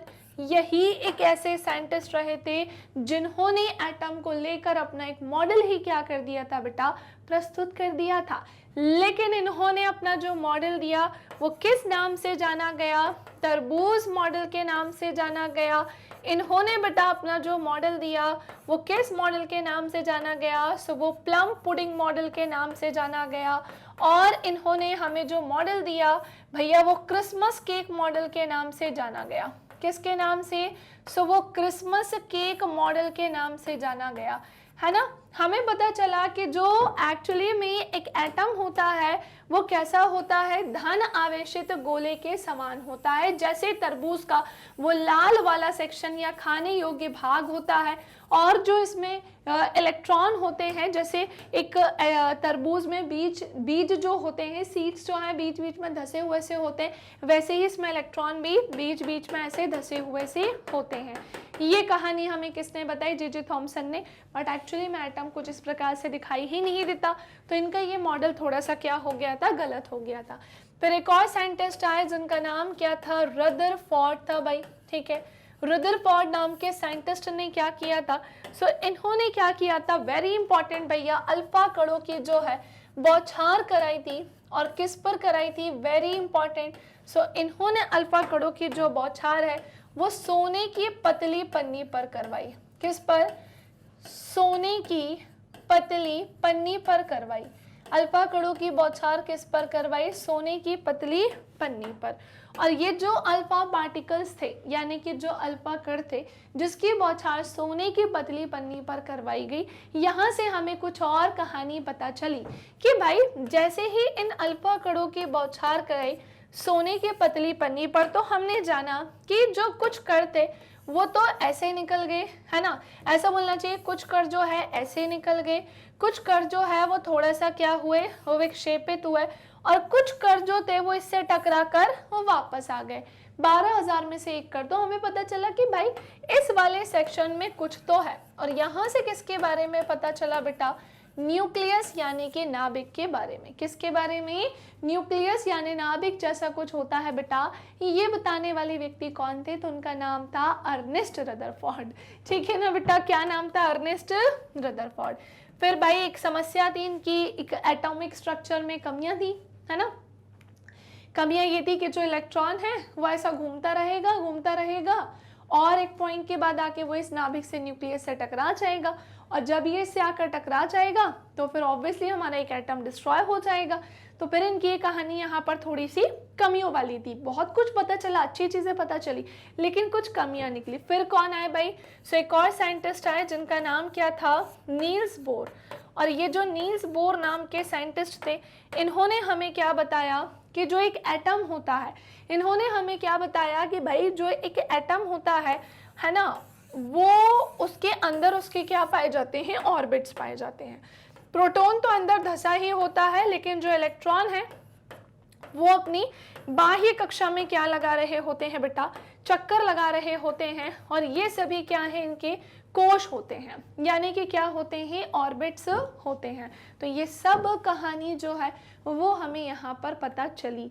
सो मैं उम्मीद करती हूँ कि आपको सब कुछ अच्छे से क्लियर हो गया होगा।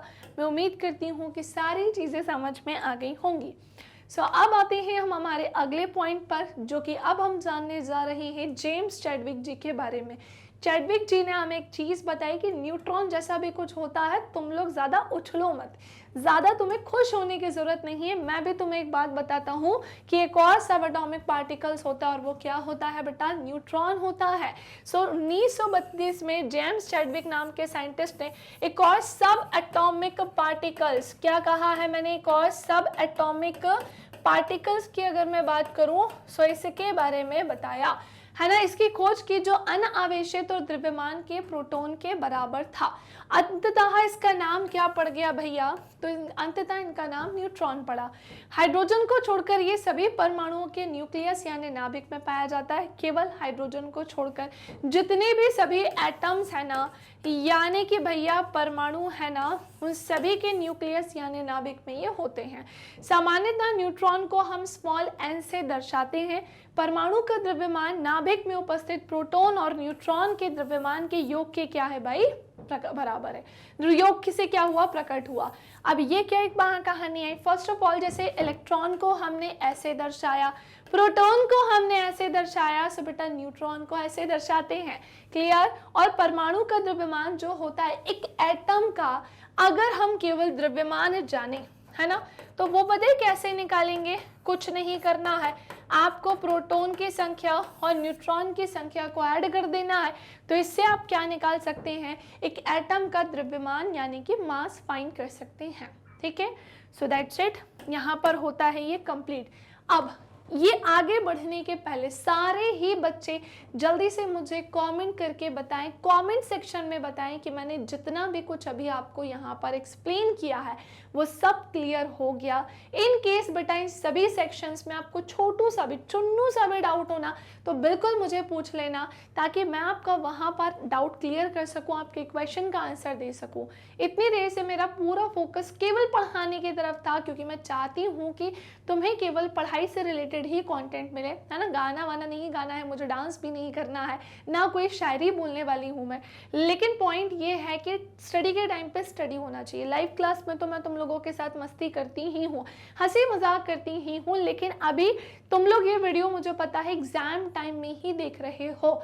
अब हो सकता है कुछ स्टूडेंट्स यूनिट टेस्ट के टाइम पे देख रहे हो, कुछ फर्स्ट टर्म के, कुछ सेकेंड हाफ ईयरली के, कुछ मेन एग्जाम में, सब अपने अपने सहूलियत के अकॉर्डिंग एग्जाम जैसे होगा उसके अकॉर्डिंग देख रहे हैं। तो मैं चाहती हूँ कि वन शॉट रिवीजन जब भी आप देखो, एक एक लाइन जो है जो मैंने बताई है नोट करो, और हर एक लाइन का मीनिंग तो मैं बताते चल रही हूँ।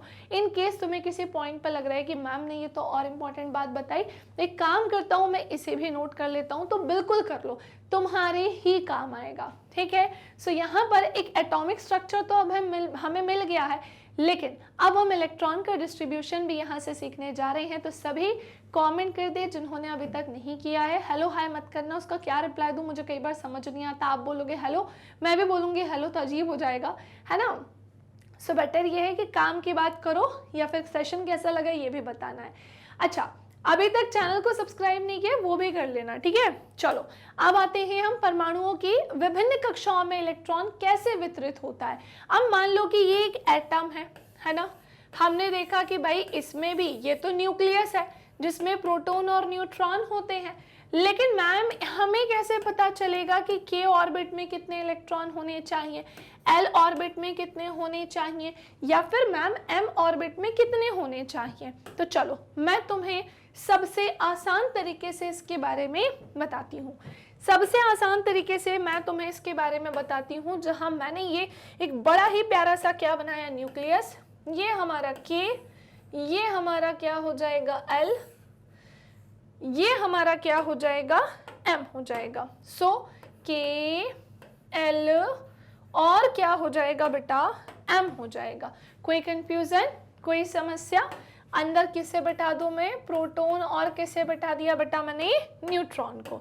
चलो भाई अब हमें क्या जानना है, अब हमें ये जानना है कि न्यूक्लियस के जो ठीक बाहर वाला है K कोश, इसमें अधिकतम इलेक्ट्रॉन कितने हो सकते हैं। अच्छा थोड़ी देर पहले मैंने तुम्हें ये भी बताया था कि भैया ये हमारा इसका एनर्जी लेवल 1 होता है, इसका एनर्जी लेवल 2 होता है, इसका एनर्जी लेवल 3 है, 4, 5 ऐसे करके ये चलते हैं। तो अब यहाँ पर अगर आप किसी भी ऑर्बिट में अधिकतम इलेक्ट्रॉन कितने हो सकते हैं ये जानना चाहते हो, तो आप एक फॉर्मूला पुट करो 2n²। क्या पुट करोगे बेटा, सो आप एक फॉर्मूला पुट करोगे जो कि है 2n²। इसका मतलब समझ रहे हो, सबसे पहले हम n इज इक्वल्स टू अगर 1 लेकर चलते हैं, सो ये 2 क्या होगा 1 का स्क्वायर, और 2 1 का स्क्वायर कितना हो जाएगा 2 × 1, यानी कि यहाँ पर जो पहला ऑर्बिट है या पहला कोश जो है K कोश, उसमें अधिकतम 2 ही इलेक्ट्रॉन बैठ सकते हैं, ना तो 2 से कम ना तो 2 से ज़्यादा। और भाई एक और चीज़ ध्यान रखना कि इसमें जो इलेक्ट्रॉन्स बैठेंगे ना वो जब तक नहीं भरेंगे, है ना, मतलब एक ऑर्बिट में जब तक पूरे इलेक्ट्रॉन्स नहीं भर जाते तब तक दूसरे ऑर्बिट में इलेक्ट्रॉन्स नहीं बैठ सकते। क्लियर? चलो अब आते हैं n इज इक्वल्स टू अगर हम 2 करते हैं, सो ये हमारा क्या हो जाएगा 2 का स्क्वायर, 2 2 ज़ा क्या होता है 4, और 4 2 ज़ा क्या होता है बेटा 8 होता है, यानी यहाँ पर इलेक्ट्रॉन्स कितने हो जाएंगे 8। तो नेक्स्ट आ जाओ, n इज इक्वल्स टू क्या है भाई 3 है, तो ये क्या हो जाएगा 3 का स्क्वायर एंड 2 मल्टीप्लाई अगर हम क्या करेंगे 9, तो 9 2 ज़ा क्या हो जाएगा बेटा 18 इलेक्ट्रॉन्स हो जाएंगे। कितने 18। सो n इज इक्वल्स टू क्या आते हैं 4 आता है, ये क्या हो जाएगा 4 का स्क्वायर एंड 2 मल्टीप्लाई 4 4 ज़ा कितना होता है 16 एंड 16 2 ज़ा क्या होता है 32, यानी भाई K L M के बाद अगर n है तो n में अधिकतम इलेक्ट्रॉन की संख्या क्या हो जाएगी 32 होगी। समझ गए? तो बस ये इस तरह से हमें इसमें अधिकतम इलेक्ट्रॉन निकालना होता है। ओके तो चलो भाई, सो परमाणु, और ये बताने वाले व्यक्ति कौन थे, बोर एंड बरी। बोर और बरी के नाम से जिसे जाना जाता है, बोर बरी स्कीम ये कहलाती है। सो परमाणुओं के विभिन्न कक्षाओं में इलेक्ट्रॉनों के वितरण के लिए बोर और बरी ने कुछ नियम ही दे दिए हैं, जिसका नाम क्या है भाई, बोर बरी स्कीम के नाम से ये जाना जाता है, जहां हमें बताया गया है कि इन नियमों के अनुसार किसी कक्षा में उपस्थित अधिकतम इलेक्ट्रॉनों की संख्या का जो सूत्र है वो क्या हो सकता है 2n² हो सकता है। ठीक है ना, जहां n जो है वो कक्षा की संख्या या फिर आप ऐसा बोल दो एनर्जी लेवल ऊर्जा स्तर है, इसीलिए इलेक्ट्रॉनों की अधिकतम संख्या पहले कक्ष या K कोश में होगी 2 × 10⁻²। अब हमने क्या देखा, फिर इसमें इलेक्ट्रॉन तो 2 ही रहेंगे, है ना। दूसरे कक्ष में L कोश में होगी तो ये 8 हो जाएंगे, तीसरे कक्ष में M कोश में होगी तो 18। अभी बताया ना कैसे होंगे, ये ऐसे होंगे, पूरा सॉल्व करके अभी मैंने तुमको बताया है। इसी प्रकार से चौथे कक्ष या N कोश में जो है कितनी हो जाएगी अधिकतम इलेक्ट्रॉन 32 होंगे। चलो और आगे आते हैं और आगे समझते हैं। सबसे बाहरी कोश में इलेक्ट्रॉनों की अधिकतम संख्या 8 हो सकती है। किसी परमाणु के दिए गए कोश में बेटा इलेक्ट्रॉन तब तक अपना स्थान नहीं लेते हैं जब तक उससे पहले वाले भीतरी कक्ष पूरी तरह से नहीं भर जाते। और इससे स्पष्ट होता है कि कक्षाएं कैसी चलती हैं, क्रमानुसार चलती हैं, और हर एक एलिमेंट का जो स्ट्रक्चर है वो भी अलग होता है। अगर हाइड्रोजन का एक एलिमेंट मैंने हाइड्रोजन एक एटम मैंने लिया है और वहीं एक सोडियम का एक एटम मैंने लिया है, सो दोनों के एटम में डिफरेंस होगा, दोनों का एटॉमिक नंबर अलग होगा, दोनों की परमाणु संख्या अलग होगी और दोनों की ही बेटा द्रव्यमान संख्या भी कैसी होगी, अलग अलग होगी, इलेक्ट्रॉन की संख्या भी कैसी होगी, अलग अलग। सो पहले 18 तत्वों के परमाणु संरचना के लिए आपके सामने एक चित्र में लेकर आ रही हूं जो कि ये है। अब मैम ये क्या है, मैंने आपसे बोला ना, हर एक एलिमेंट का जो एटॉमिक स्ट्रक्चर है भाई वो अलग होता है, 1 से लेकर 118 एलिमेंट तक सबका अलग, सबकी अपनी एक अलग प्रॉपर्टी होती है, सबका अपना एक अलग स्थान होता है, समझे कि नहीं समझे, सबकी अपनी एक अलग प्रॉपर्टी है, यानी कि सबका अपना एक क्या होता है, अलग स्थान होता है। जैसे इधर देखो, ध्यान से देखो, ये तुम्हारे सामने हाइड्रोजन एटम है, सीक्वेंस में चलते हैं, हाइड्रोजन हो जाएगा, हीलियम हो जाएगा, लिथियम हो जाएगा, बेरिलियम हो जाएगा, बोरोन हो जाएगा, कार्बन है, नाइट्रोजन है, ऑक्सीजन है, ऐसे करके ये क्या होते हैं, चलते जाते हैं। आपने गलती से हीलियम पहले करके हाइड्रोजन बाद में किया ना बेटा, सो ये आपका क्या हो जाएगा, गलत हो जाएगा, समझे कि नहीं। चलिए बेटा, तो आप सभी ने इतनी कहानी समझ ली ना, तो अब एक काम करते हैं, मैं आप सबको पहले तो एक एक का स्ट्रक्चर बना के बताती हूँ। स्ट्रक्चर बनाना हमें तब आएगा, या इसका इलेक्ट्रॉन डिस्ट्रीब्यूशन हम तभी कर सकेंगे जब हमें क्या पता होगा कि इन सभी का परमाणु संख्या क्या होती है। तो अभी तो आप क्लास 9th में हो, छोटी सी क्लास में हो, तो आपको पूरे 118 तत्व तो नहीं पढ़ने हैं, लेकिन 118 नहीं पढ़ने, आपकी NCERT के अकॉर्डिंग आपको 18 एलिमेंट्स तो पढ़ने पड़ेंगे।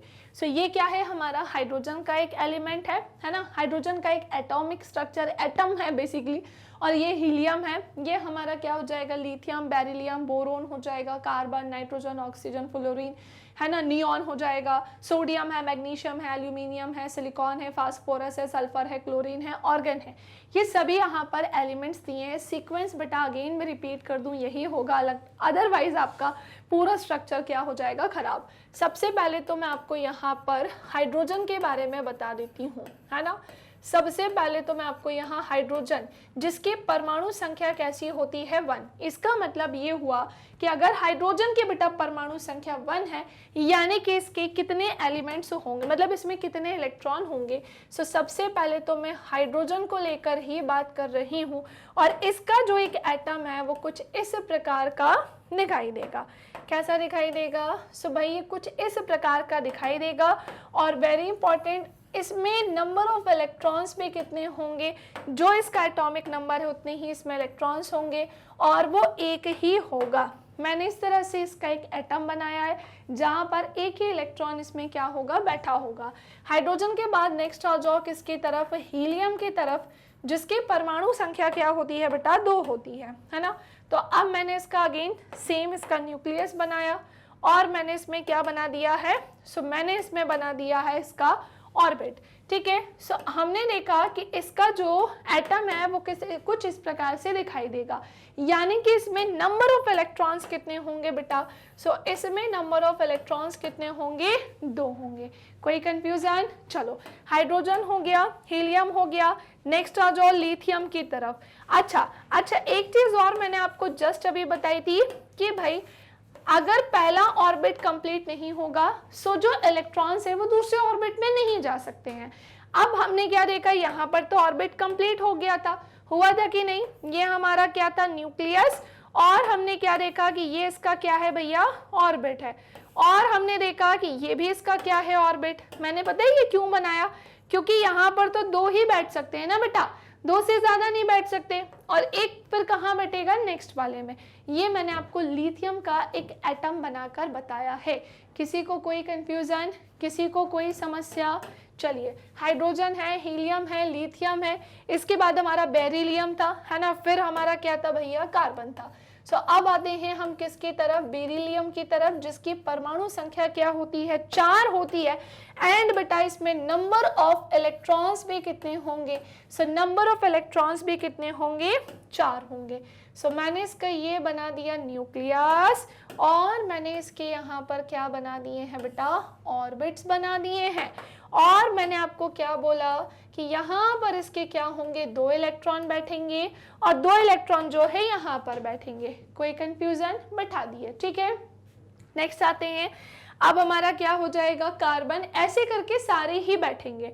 तो आप क्या चाहते हो कि मैं सारे बनाकर बताऊं क्या? वैसे तो इतना तो अब आप सबको जो है समझ में आ गया होगा, है ना? इतना जो है भाई वो आप सभी को अभी समझ में आ गया होगा। तो सुनो, हाइड्रोजन है, लिथियम है, बेरिलियम है, बोरोन है, कार्बन बोलोगे तो कार्बन की इधर ही बता देती हूँ, उधर बहुत ज़्यादा टाइम जाएगा तो बेटर है बनी हुए मैं बता दूँ कि भैया जो बेरिलियम है इसमें तो हमने कितने बैठा दी, अच्छा सॉरी बेरिलियम ये है, तो इसमें हमारी इलेक्ट्रॉन की संख्या कितनी होती है? वो होती है 4। हमने यहाँ पर चारों बैठा दिए, 2 इधर अंदर 2 बाहर। नेक्स्ट आ जाओ बोरोन की तरफ आते हैं, इसमें नंबर ऑफ इलेक्ट्रॉन्स कितने हो जाएंगे? 5। तो भाई 2 तो पहले वाले में के वाले में बैठेंगे और एल वाले में कितने बैठेंगे? 3 बैठेंगे। अधिकतम कितने बैठ सकते हैं? 8 बैठ सकते हैं। नेक्स्ट आ जाओ इसके साथ कार्बन वाले में कितने होते हैं? कार्बन में नंबर ऑफ इलेक्ट्रॉन्स कितने हो जाएंगे? 6। तो हमने देखा पहले वाले ऑर्बिट में तो बेटा 2 ही बैठेंगे और बाहर वाले में कितने बचे फिर? 4। तो हमने उसमें कितने बैठा दिए? 4। नाइट्रोजन में नंबर ऑफ इलेक्ट्रॉन्स कितने हो जाएंगे? वो हो जाएंगे 7। तो 2 यहाँ बैठे हैं, बचे हुए 5 कहाँ बैठ जाएंगे बेटा? बाहर बैठ जाएंगे। समझ पा रहे हो ना? ऐसे ही ऑक्सीजन की अगर बात करूं, नंबर ऑफ इलेक्ट्रॉन इसमें कितने होंगे? 8। पहले वाले में 2 बैठेंगे और बाकी वाले में कितने बैठेंगे भाई? बाकी वाले में बैठेंगे कितने? हमारे रिमेनिंग, यानी कि कितने बैठेंगे? 6 बैठेंगे। 1 2 3 4 5 6 ऐसे करके अंत तक हम पूरा बनाते जाएंगे।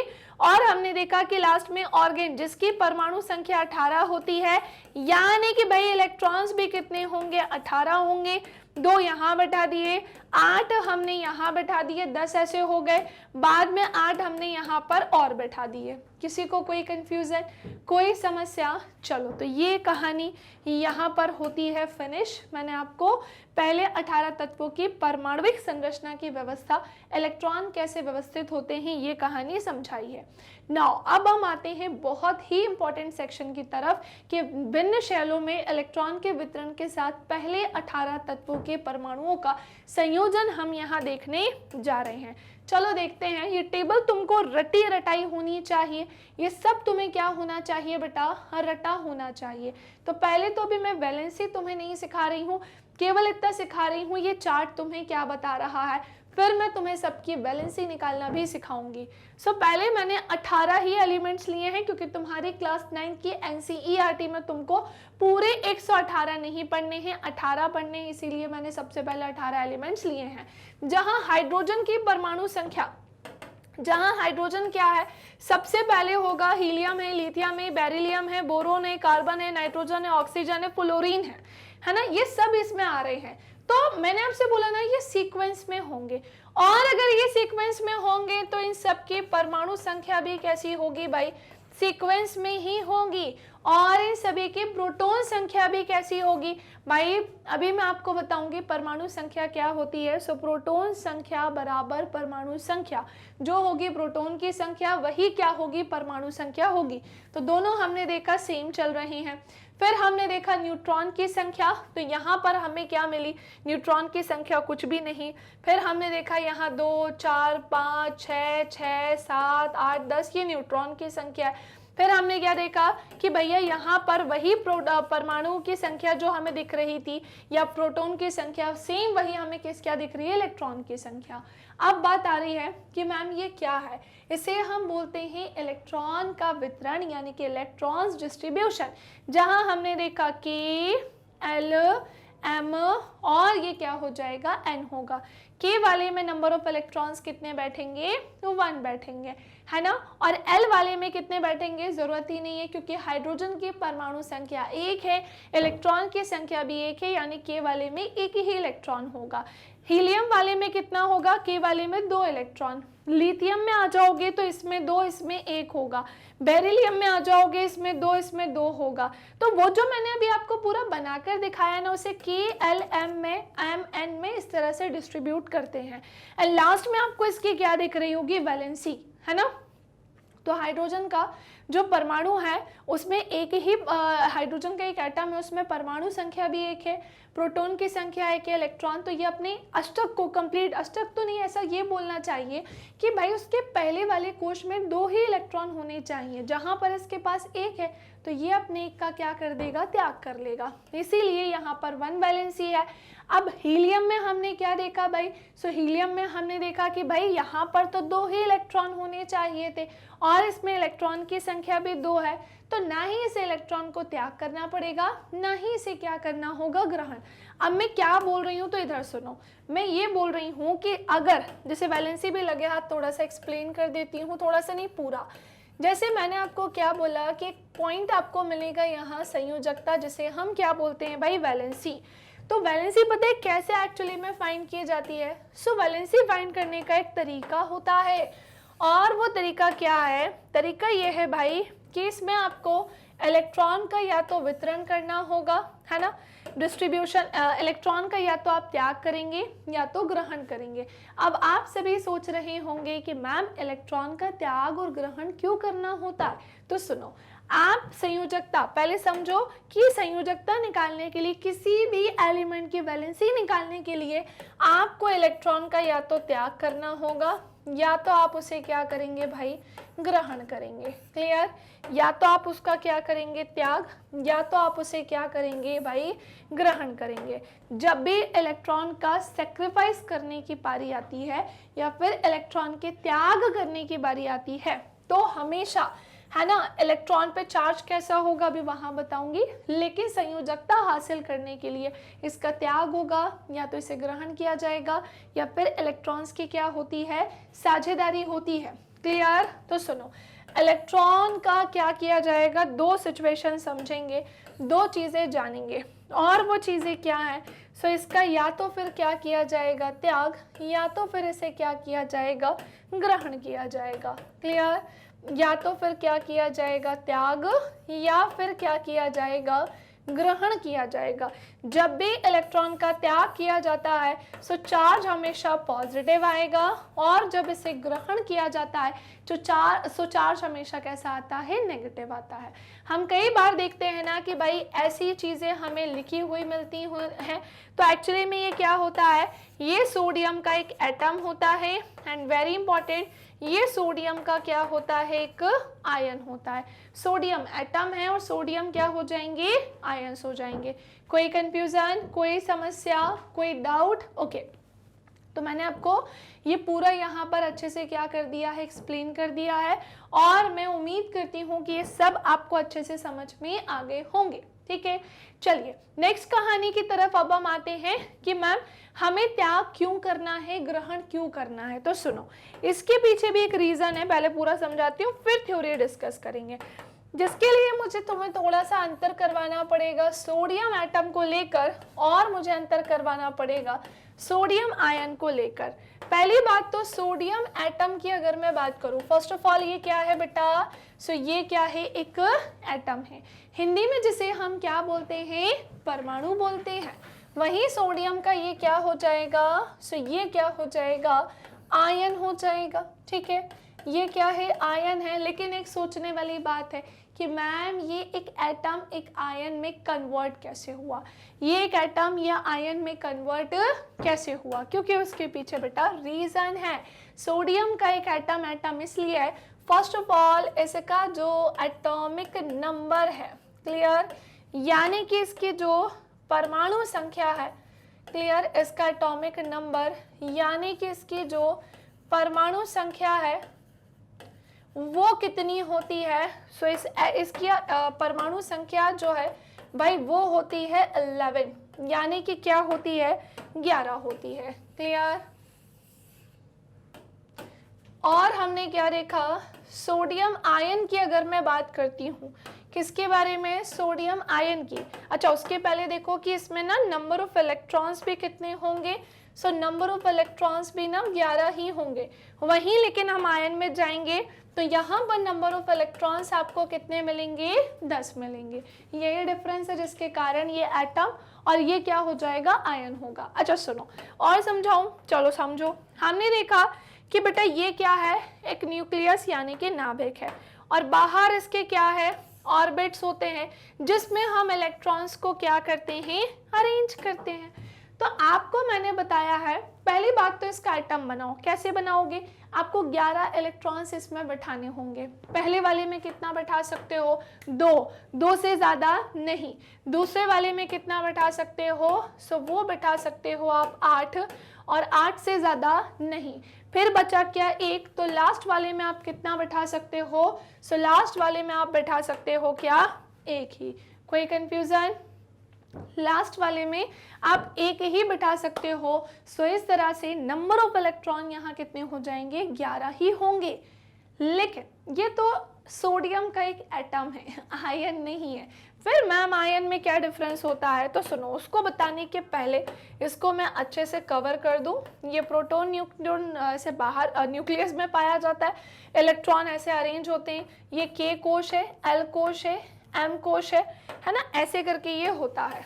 तो मैंने इसे उठाया, इसे किया कॉपी, है ना, और मैंने जो है इसे यहाँ पर छापा। ठीक है, मैंने इसे कॉपी किया और मैंने इसे यहाँ पर छापा है। एंड वेरी इंपॉर्टेंट, ये क्या हो जाएगा, सो ये हमने क्या देखा कि लास्ट वाला जो है वो तो है ही नहीं। क्यों नहीं है, तो मुझे एक बात बताओ कि सोडियम एटम तो ठीक था, लेकिन इसे अपना क्या कंप्लीट करना होता है, एक अष्टक कंप्लीट करना होता है। यानी कि इस पूरे को भरा होना चाहिए उसके लिए। और वो कैसे भरा होगा, भाई एक बात बताओ, तुम्हें यहाँ पर अष्टक पूरा करने के लिए 8 इलेक्ट्रॉन की आवश्यकता है और तुम्हारे पास केवल और केवल एक ही इलेक्ट्रॉन है। तो तुम क्या करोगे, अपने 7 इलेक्ट्रॉन को कहाँ से लेकर आओगे, किसी से मांगोगे क्या, नहीं। होता क्या है, मान लेते हैं कि तुम्हारे पास 8,000 रुपए की तुम्हें ज़रूरत है, ठीक है, और मेरे पास मतलब तुम्हारे पास ही फिर 1,000 रुपए, फिर तुम क्या करोगे, भाई तुम्हें ज़रूरत तो किसकी है, 8,000 रुपए की है, लेकिन तुमने क्या देखा कि तुम्हारे पास कितने हैं, 1,000 रुपए, तो तुम किसी से 7,000 रुपए ले लोगे क्या, क्या ये पॉसिबल है, क्या ये संभव है, तो फिर ये तो पॉसिबल नहीं है कि हम किसी से इतना ज़्यादा अमाउंट ले लें, 7,000 रुपये ले लें। तो हम क्या करेंगे, हमारे पास जो 1,000 रुपये है उसी में संतुष्ट रहेंगे। लेकिन इलेक्ट्रॉन्स के साथ ये होता है कि अगर उसे 8,000 रुपये है, मतलब 8 इलेक्ट्रॉन की ज़रूरत है, उसके पास 1 ही इलेक्ट्रॉन है, तो ये गुस्सा हो जाएगा कि मैं किसी से 7 नहीं ले सकता हूँ, तो मैं अपने 1 इलेक्ट्रॉन का भी क्या कर देता हूँ, त्याग।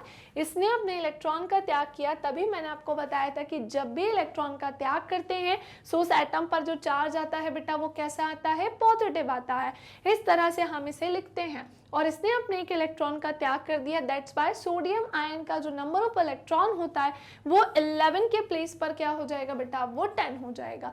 11 के प्लेस पर अब वो क्या हो जाएगा, 10 हो जाएगा। इसी तरह से ये कुछ इस प्रकार से क्या होगा, हमको दिखाई देगा। समझे कि नहीं समझे? तो ये सारी चीज़ें तो अब मैंने आपको लिखकर बना के बता दी है, अपने नोट्स में भी इसे लिख लीजिएगा। कई बार पूछा जाता है सोडियम एटम और आयन के बारे में, तो अब आप वहाँ पर भी इसका आंसर लिख सकते हैं। तो आपको इसी के अकॉर्डिंग क्या होता है ना बेटा, वैलेंसी निकालनी होती है। जैसे अब यहाँ पर हमने एक इलेक्ट्रॉन का क्या कर दिया, त्याग कर दिया, सोडियम आयन बन गया। सो उसने जो वो त्याग किया है ना, तो सोडियम की वैलेंसी पता है क्या हो जाएगी, 1 हो जाएगी। अगर ये गेन करता ना, तो जितने एटम गेन किए होते वही उसकी क्या कहलाती, वैलेंसी कहलाती है ना। तो एक इलेक्ट्रॉन के त्याग करने और ग्रहण करने पर ही उसकी वैलेंसी क्या होती है, निर्भर। तो यहाँ पर हाइड्रोजन का क्या किया है, त्याग किया है। यहाँ पर कुछ करने की जरूरत ही नहीं पड़ी। रीजन क्या था कि भाई 2 ही इलेक्ट्रॉन चाहिए थे, कंप्लीट थे, पूरे थे, इसलिए इसकी वैलेंसी क्या हो जाएगी, 0 यानी कि 0। लिथियम में हमने क्या देखा कि भाई यहाँ पर 2 बैठा है, यहाँ पर 1 बैठा है, चाहिए कितना था भैया, 8 चाहिए थे, 1 ही था, 1 का इसने त्याग कर दिया, वैलेंसी कितनी आ गई, 1। बेरिलियम की बात करें तो भैया 8 इलेक्ट्रॉन चाहिए थे, 2 ही थे, है ना, तो 6 किसी से गेन नहीं कर सकते थे, 2 का त्याग कर दिया, यहाँ 3 का त्याग कर दिया, यहाँ वैलेंसी 4 होगी, यहाँ 3 होगी, यहाँ 2 होगी, यहाँ 1 होगी। ऐसे करके सबकी वैलेंसी कैसी होती है, डिफरेंट डिफरेंट होती है। नियॉन की क्या हो जाएगी, 0, क्योंकि इस वाले में 8 ही इलेक्ट्रॉन होने चाहिए थे, 8 ही है, यानी इसकी वैलेंसी 0 यानी 0 हो जाएगी। सोडियम की कितनी हो जाएगी बेटा, वो 1 हो जाएगी। मैग्नीशियम की कितनी होगी, 2 होगी। एल्यूमिनियम की 3, ऐसे करके सबकी वैलेंसी क्या होती है, अलग अलग होती है। और निकालने का तरीका जो है वो मैंने आपको ऑलरेडी बता चुका है। चलो भाई अब इसके थ्योरीज की तरफ आते हैं, इसकी थ्योरी वाले पार्ट को हम पढ़ते हैं। तो हम पढ़ चुके हैं कि परमाणु की विभिन्न कक्षाओं या फिर कोशों में इलेक्ट्रॉन किस प्रकार क्या होते हैं भाई, अरेंज्ड होते हैं यानी कि व्यवस्थित होते हैं। किसी परमाणु की सबसे बाहरी कक्षा में उपस्थित इलेक्ट्रॉनों की संयोजकता या वैलेंसी क्या कहलाता है, इलेक्ट्रॉन कहा जाता है। क्या कहा मैंने आप सभी से, किसी परमाणु की सबसे बाहरी कक्षा में उपस्थित इलेक्ट्रॉनों की जो वैलेंसी है या संयोजकता है उसी को हम क्या कहते हैं बेटा, इलेक्ट्रॉन कहते हैं। बोर बरी स्कीम से हम जानते हैं कि किसी परमाणु का बाह्यतम कक्ष जो है वह अधिकतम 8 ही इलेक्ट्रॉन रख सकता है। ज्यादा कितना रखेगा, अधिकतम 8 ही इलेक्ट्रॉन रख सकता, ठीक है ना। ये देखा गया है कि जिन तत्वों के परमाणु के बाह्यतम कक्ष पूर्ण रूप से इलेक्ट्रॉन से भरे होते हैं वो रासायनिक रूप से सक्रिय नहीं होते हैं। दूसरे शब्दों में ऐसे तत्वों की संयोजन शक्ति या फिर संयोजकता भी कैसी होती है, यानी वैलेंसी भी कैसी होती है, शून्य होती है। इन अक्रिय तत्वों में से हीलियम परमाणु के बाह्यतम कक्ष में 2 इलेक्ट्रॉन होते हैं, है ना। अक्रिय इसलिए होते हैं बेटा, कुछ आपको एलिमेंट्स अक्रिय मिलेंगे, रीजन है कि वो अपने इलेक्ट्रॉन को त्याग करने, गेन करने की क्षमता इसलिए नहीं रखते, उनको जरूरत ही नहीं है। सो वो आपको अक्रिय गैसों के रूप में मिलेंगे, अक्रिय तत्व जिन्हें हम बोलते हैं। सो इन अक्रिय तत्वों में से हीलियम एटम की अगर मैं बात करूं भाई, उसके बाह्य कक्ष में 2 इलेक्ट्रॉन होते हैं और अन्य में 8 होते हैं, तो उसको जरूरत ही नहीं है, सब कंप्लीट है उसका, तो ना वो त्याग करेगा, ना वो गेन करेगा, ना साझेदारी करेगा। सक्रिय तत्वों के परमाणुओं की संयोजन शक्ति अर्थात उसमें समान या अन्य किसी तत्व के परमाणुओं से मिलकर अणु बनाने की प्रवृत्ति अपने बाह्यतम कक्ष को पूर्ण रूप से भरने का प्रयास माना जाता है, ठीक है ना। 8 इलेक्ट्रॉन वाले सबसे बाहरी या बाह्यतम कक्ष को ही क्या बोलते हैं, अष्टक बोलते हैं। परमाणु अपने अंतिम कक्ष में अष्टक प्राप्त करने के लिए क्या करते हैं, कई सारी क्रियाएं करते हैं और ये आपस में इलेक्ट्रॉन की साझेदारी करते हैं, उनको ग्रहण करते हैं या उनका त्याग करते हैं। मैंने बोला ना, कई बार क्वेश्चन आता है कि अगर बात आती है कि भाई संयोजकता के लिए क्या क्या किया जाता है, सो इलेक्ट्रॉन का या तो त्याग किया जाएगा, इलेक्ट्रॉन को या तो ग्रहण किया जाएगा, या तो उसकी क्या होती है, साझेदारी होती है। परमाणु के बाह्यतम कक्ष में इलेक्ट्रॉनों के अष्टक बनाने के लिए जितनी संख्या में इलेक्ट्रॉन की साझेदारी या स्थानांतरण होता है वही उसकी तत्व की क्या होती है, संयोजकता शक्ति अर्थात संयोजकता होती है। जैसे कि हम पिछले अध्याय में जो है चर्चा कर चुके हैं, मतलब पहले भी हमने इसे पढ़ा है बट यहाँ पर भी मैंने आपको बता दिया। उदाहरण के लिए हाइड्रोजन, लिथियम या सोडियम प्रत्येक के परमाणु के बाह्यतम कक्ष में एक एक इलेक्ट्रॉन होते हैं। चाहे मैं हाइड्रोजन की बात करूं, चाहे मैं लिथियम की बात करूं या फिर मैं सोडियम की बात करूं, इन तीनों के ही बाह्य कक्ष में क्या होते हैं, एक एक इलेक्ट्रॉन होते हैं। तो आप एक बात बताओ, थोड़ा सा बुद्धि लगाओ, ये किसी से 7 इलेक्ट्रॉन गेन करेगा क्या, नहीं, बल्कि अपने एक इलेक्ट्रॉन का भी क्या कर देगा, त्याग कर देगा। ये अपने एक इलेक्ट्रॉन का क्या कर देगा, त्याग, और इन सबकी संयोजकता कितनी हो जाएगी, फिर 1 हो जाएगी, जैसा कि अभी हमने चर्चा की है। क्या आप बता सकते हैं कि मैग्नीशियम और एल्यूमिनियम की संयोजकता क्या होती है, तो भैया ये होती है 2 या फिर 3, क्योंकि मैग्नीशियम के बाह्यतम कक्ष में 2 और एल्यूमिनियम के बाह्यतम कक्ष में कितने इलेक्ट्रॉन होते हैं, 3। तो एल्यूमिनियम और मैग्नीशियम की तरफ अब हम चलते हैं। ये रहा हमारा एल्यूमिनियम, ये रहा हमारा मैग्नीशियम।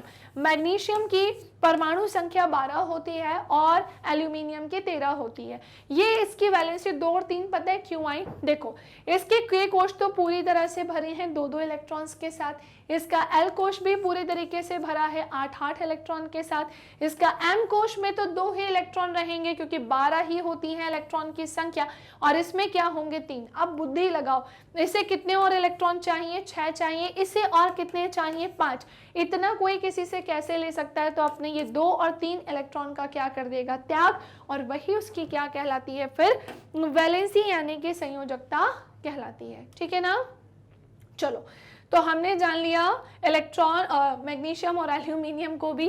यदि किसी परमाणु के बाह्यतम कक्षा में इलेक्ट्रॉन की संख्या उसकी क्षमता के अनुसार लगभग पूरी हो तो संयोजकता एक अन्य प्रकार से प्राप्त की जाती है। उदाहरण के लिए फ्लोरीन परमाणु के बाह्यतम कक्ष में 7 इलेक्ट्रॉन होते हैं और इसकी संयोजकता 7 हो सकती है, किंतु बाह्यतम कक्ष में अष्टक बनाने के लिए फ्लोरीन को 7 इलेक्ट्रॉन का क्या करना होगा, त्याग करने की अपेक्षा वो 1 इलेक्ट्रॉन को क्या करेगा, गेन। हर जगह त्याग नहीं करना है। अगर उसके अंतिम कोश में 7 इलेक्ट्रॉन है तो वो 7 का त्याग क्यों करेगा जब उसे 8 की जरूरत है? तो वो किसी से एक को क्या कर लेगा भाई, गेन कर लेगा, यानी कि ग्रहण कर लेगा। ओके, अतः इसकी संयोजकता अष्टक 8 में से 7 घटाकर प्राप्त की जाती है और इस तरह फ्लोरीन की संयोजकता जो है वो 1 होती है। ऑक्सीजन की संयोजकता का परिकलन भी इसी प्रकार से किया जा सकता है। इस परिकलन से ऑक्सीजन की संयोजकता कितनी होती है, अतः प्रत्येक तत्व के परमाणु की एक निश्चित संयोजन शक्ति होती है, वही क्या कहलाती है, संयोजकता। पहले 18 तत्वों की संयोजकता को हम ऑलरेडी जो है पढ़ चुके हैं, चर्चा कर चुके हैं। अगेन आपके सामने ये टेबल आया है ताकि आपको ये बता सकूं, बट मैं ऑलरेडी आपको इसके बारे में बता चुकी हूँ। सो मुझे नहीं लगता कि मुझे आपको इसके बारे में अलग से बताने की भी ज़रूरत पड़नी चाहिए। नाउ नेक्स्ट आते हैं परमाणु संख्या, जिसे इंग्लिश में हम क्या बोलते हैं बेटा, एटॉमिक नंबर बोलते हैं। क्लियर, परमाणु संख्या जो कि अंग्रेजी में यानी कि बेटा इंग्लिश में कितनी क्या बोली जाती है, एटॉमिक नंबर।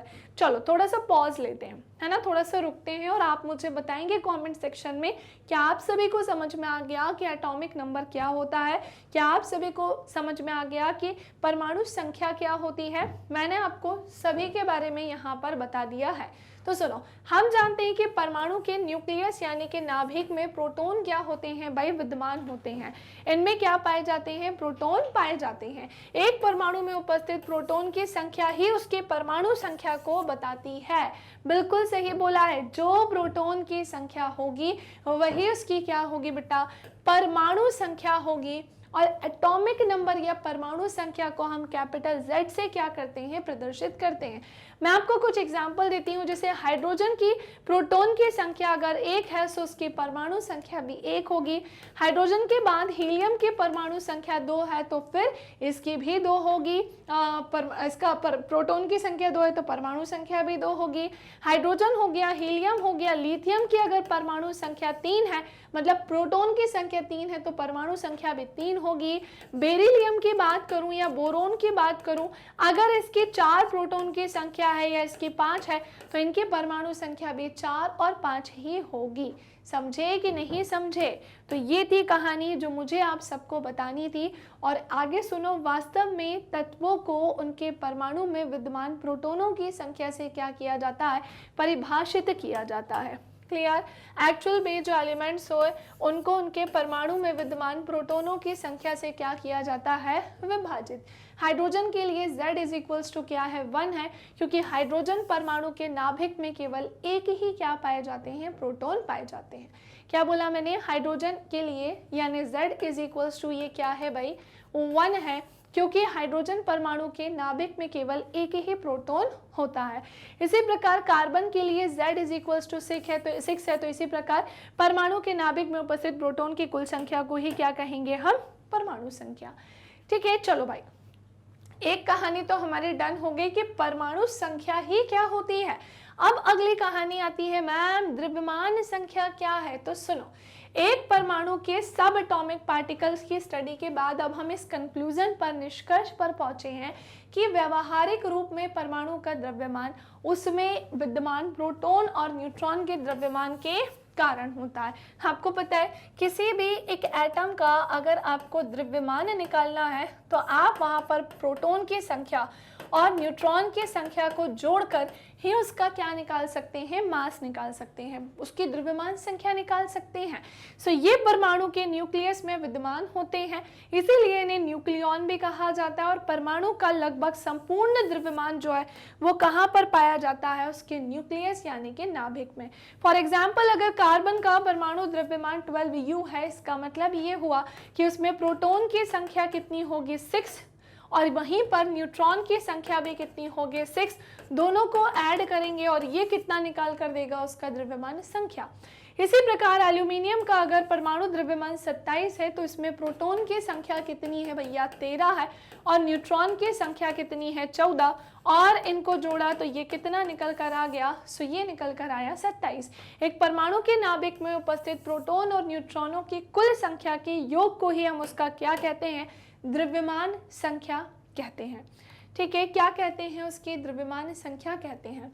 नाउ किसी परमाणु को दर्शाने के लिए उसका परमाणु संख्या द्रव्यमान संख्या कैसे लिखेंगे। फॉर एग्जाम्पल आपके सामने यहाँ एक एलिमेंट है, जैसे अगर मैंने आपको यहाँ पर बताया नाइट्रोजन के बारे में, इसकी परमाणु संख्या तो 7 है, लेकिन इसकी जो द्रव्यमान संख्या है वो कितनी होती है 14। इसे ऐसे लिखा जाता है।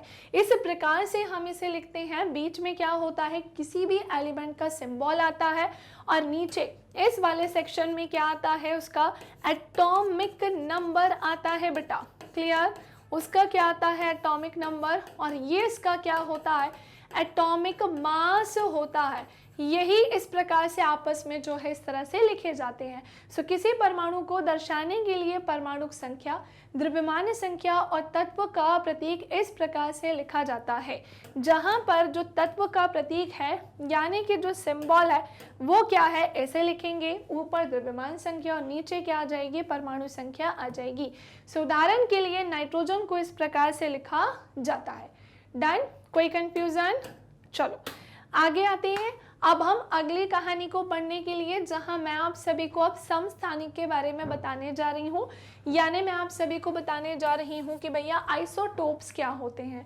प्रकृति में कुछ तत्वों के परमाणुओं की पहचान की गई है जिनकी परमाणु संख्या समान होती है, लेकिन द्रव्यमान संख्या कैसी होती है, अलग अलग होती है। क्या कहा मैंने कि जिनकी परमाणु संख्या तो समान हो लेकिन द्रव्यमान संख्या कैसी होती है अलग अलग, वही क्या कहलाते हैं समस्थानिक कहलाते हैं। अब जिनकी भी परमाणु संख्या समान मिले, द्रव्यमान संख्या अलग मिले, परमाणु संख्या बोले तो भाई ये वाली संख्या जिनकी समान समान हो लेकिन ये कैसी हो अलग अलग, वही उसके क्या कहलाते हैं समस्थानिक। उदाहरण के लिए हाइड्रोजन का आप एक एटम ले सकते हैं, हाइड्रोजन परमाणु को ले सकते हैं। इसके 3 परमाणविक स्पीशीज होती हैं, जैसे प्रोटियम, ड्यूटेरियम और ट्राइटियम, जिनमें क्या होता है हाइड्रोजन के 3 समस्थानिक जो है भैया ये ऐसे होते हैं जिनकी परमाणु संख्या तो समान होती है लेकिन द्रव्यमान संख्या कैसी होती है अलग अलग होती है, ठीक है ना। लेकिन द्रव्यमान संख्या क्रमशः 1, 2 और 3 में होती है, अभी मैंने आपको ये बताया है। और इसे ऐसे भी लिखा जाता है, इसका सिंबल ये होता है ये होता है, बट हम इसे ऐसे भी लिख सकते हैं। इस तरह के अन्य उदाहरण भी है, जैसे आप कार्बन का भी ले सकते हैं जिनकी परमाणु संख्या तो 6 होती है लेकिन द्रव्यमान संख्या क्या है अलग अलग 12, 14।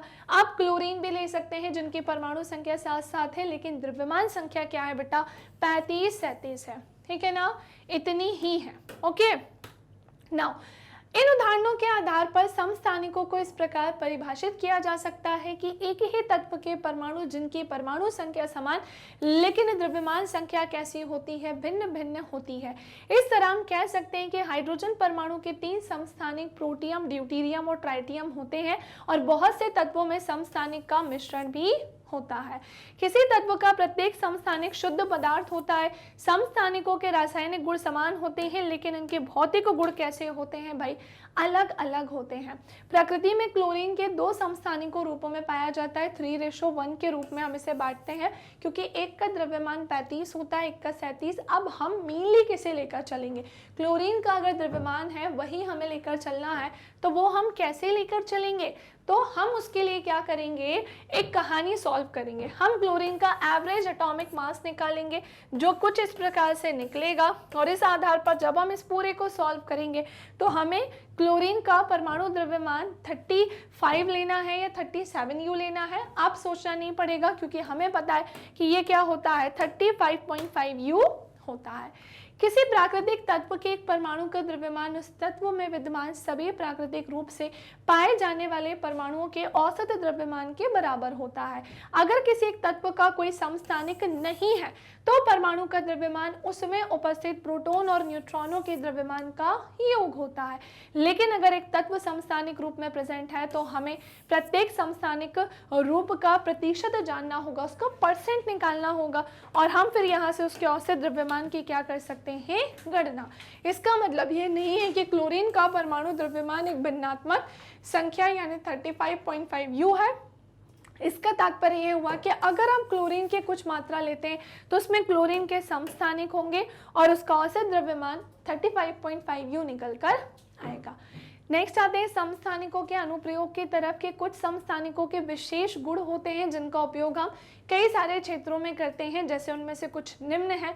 सबसे पहला क्या है हमारे सामने, यूरेनियम के एक समस्थानिक का उपयोग परमाणु भट्टी में फ्यूल यानी ईंधन के फॉर्म में किया जाता है। वेरी इंपॉर्टेंट भैया, कैंसर के उपचार में भी कोबाल्ट का प्रयोग किया जाता है, इवन कोबाल्ट 60 का प्रयोग किया जाता है ना। ये तो कार्बन हो गया, कोबाल्ट लिखो, कार्बन कोबाल्ट 60 का प्रयोग किया जाता है। घेंगा रोग के इलाज में आयोडीन के समस्थानिक का यूज किया जाता है। सो आपके एग्जाम में बेटा आते हैं क्वेश्चन कि समस्थानिकों का प्रयोग कहाँ कहाँ पर होता है। क्लियर? चलो अगला आते हैं फिर मैम समभारिक क्या कहलाता है। तो भाई समभारिक की बात करें, है ना, बिल्कुल लास्ट कहानी है। तो समभारिक की बात करें जिसकी द्रव्यमान संख्या तो समान हो लेकिन जिनकी परमाणु संख्या अलग अलग हो, वही क्या कहलाते हैं बेटा, समभारिक। जैसे कैल्शियम की परमाणु संख्या जो है वो 20 है और ऑर्गन की कितनी है, 18 है। इस पे हम विचार करते हैं। तो हमने लिया कैल्शियम और हमने क्या लिया भैया, ऑर्गन को। अब इनकी परमाणु संख्या कितनी बताइए भाई, एक की बताई है 12 और एक की कितनी होती है, 18 होती है। अब इनमें हमने क्या देखा कि इनके क्या होते हैं, तो सबसे इंपॉर्टेंट चीज कि इनकी परमाणु संख्या 20 और क्या है, 18, लेकिन इनकी द्रव्यमान संख्या कैसी होगी, समान। यानी ये पता है कितनी कितनी होगी, 40 40 40 होगी। तो तत्वों के इस जोड़ों के अणुओं की कुल न्यूक्लियनों की संख्या की समान होता है और अलग अलग परमाणु संख्या वाले तत्वों की जिनकी द्रव्यमान संख्या समान होती है क्या कहलाते हैं बेटा, समभारिक कहलाते हैं। Okay, that's it. फाइनली ये सेक्शन आपका यहाँ पर कवर होता है और मैं उम्मीद करती हूँ कि जितना मैंने आपको अभी यहाँ पढ़ाया है वो सब आपके ब्रेन में जाकर स्टोर हो गया होगा और आप एग्जाम टाइम में जो ये कंप्लीट चैप्टर रिवीजन देख रहे हैं परमाणु की संरचना का, वो आपको अच्छे समझ में आ गया होगा। अगर आप सेशन में एंड तक यहाँ तक आ चुके हैं सो सेशन को लाइक करना, शेयर करना एंड प्लीज़ इसे ज़्यादा से ज़्यादा शेयर करना अपने सभी दोस्तों के साथ। बाकी मैंने जितना भी पढ़ाया है उन सभी के नोट्स की लिंक, ई नोट्स और ई बुक की लिंक आपको नीचे मिल जाएगी बेटा डिस्क्रिप्शन बॉक्स में। सो मिलेंगे अब हम हमारे नेक्स्ट सेशन में, तब तक के लिए bye bye, take care, thank you class.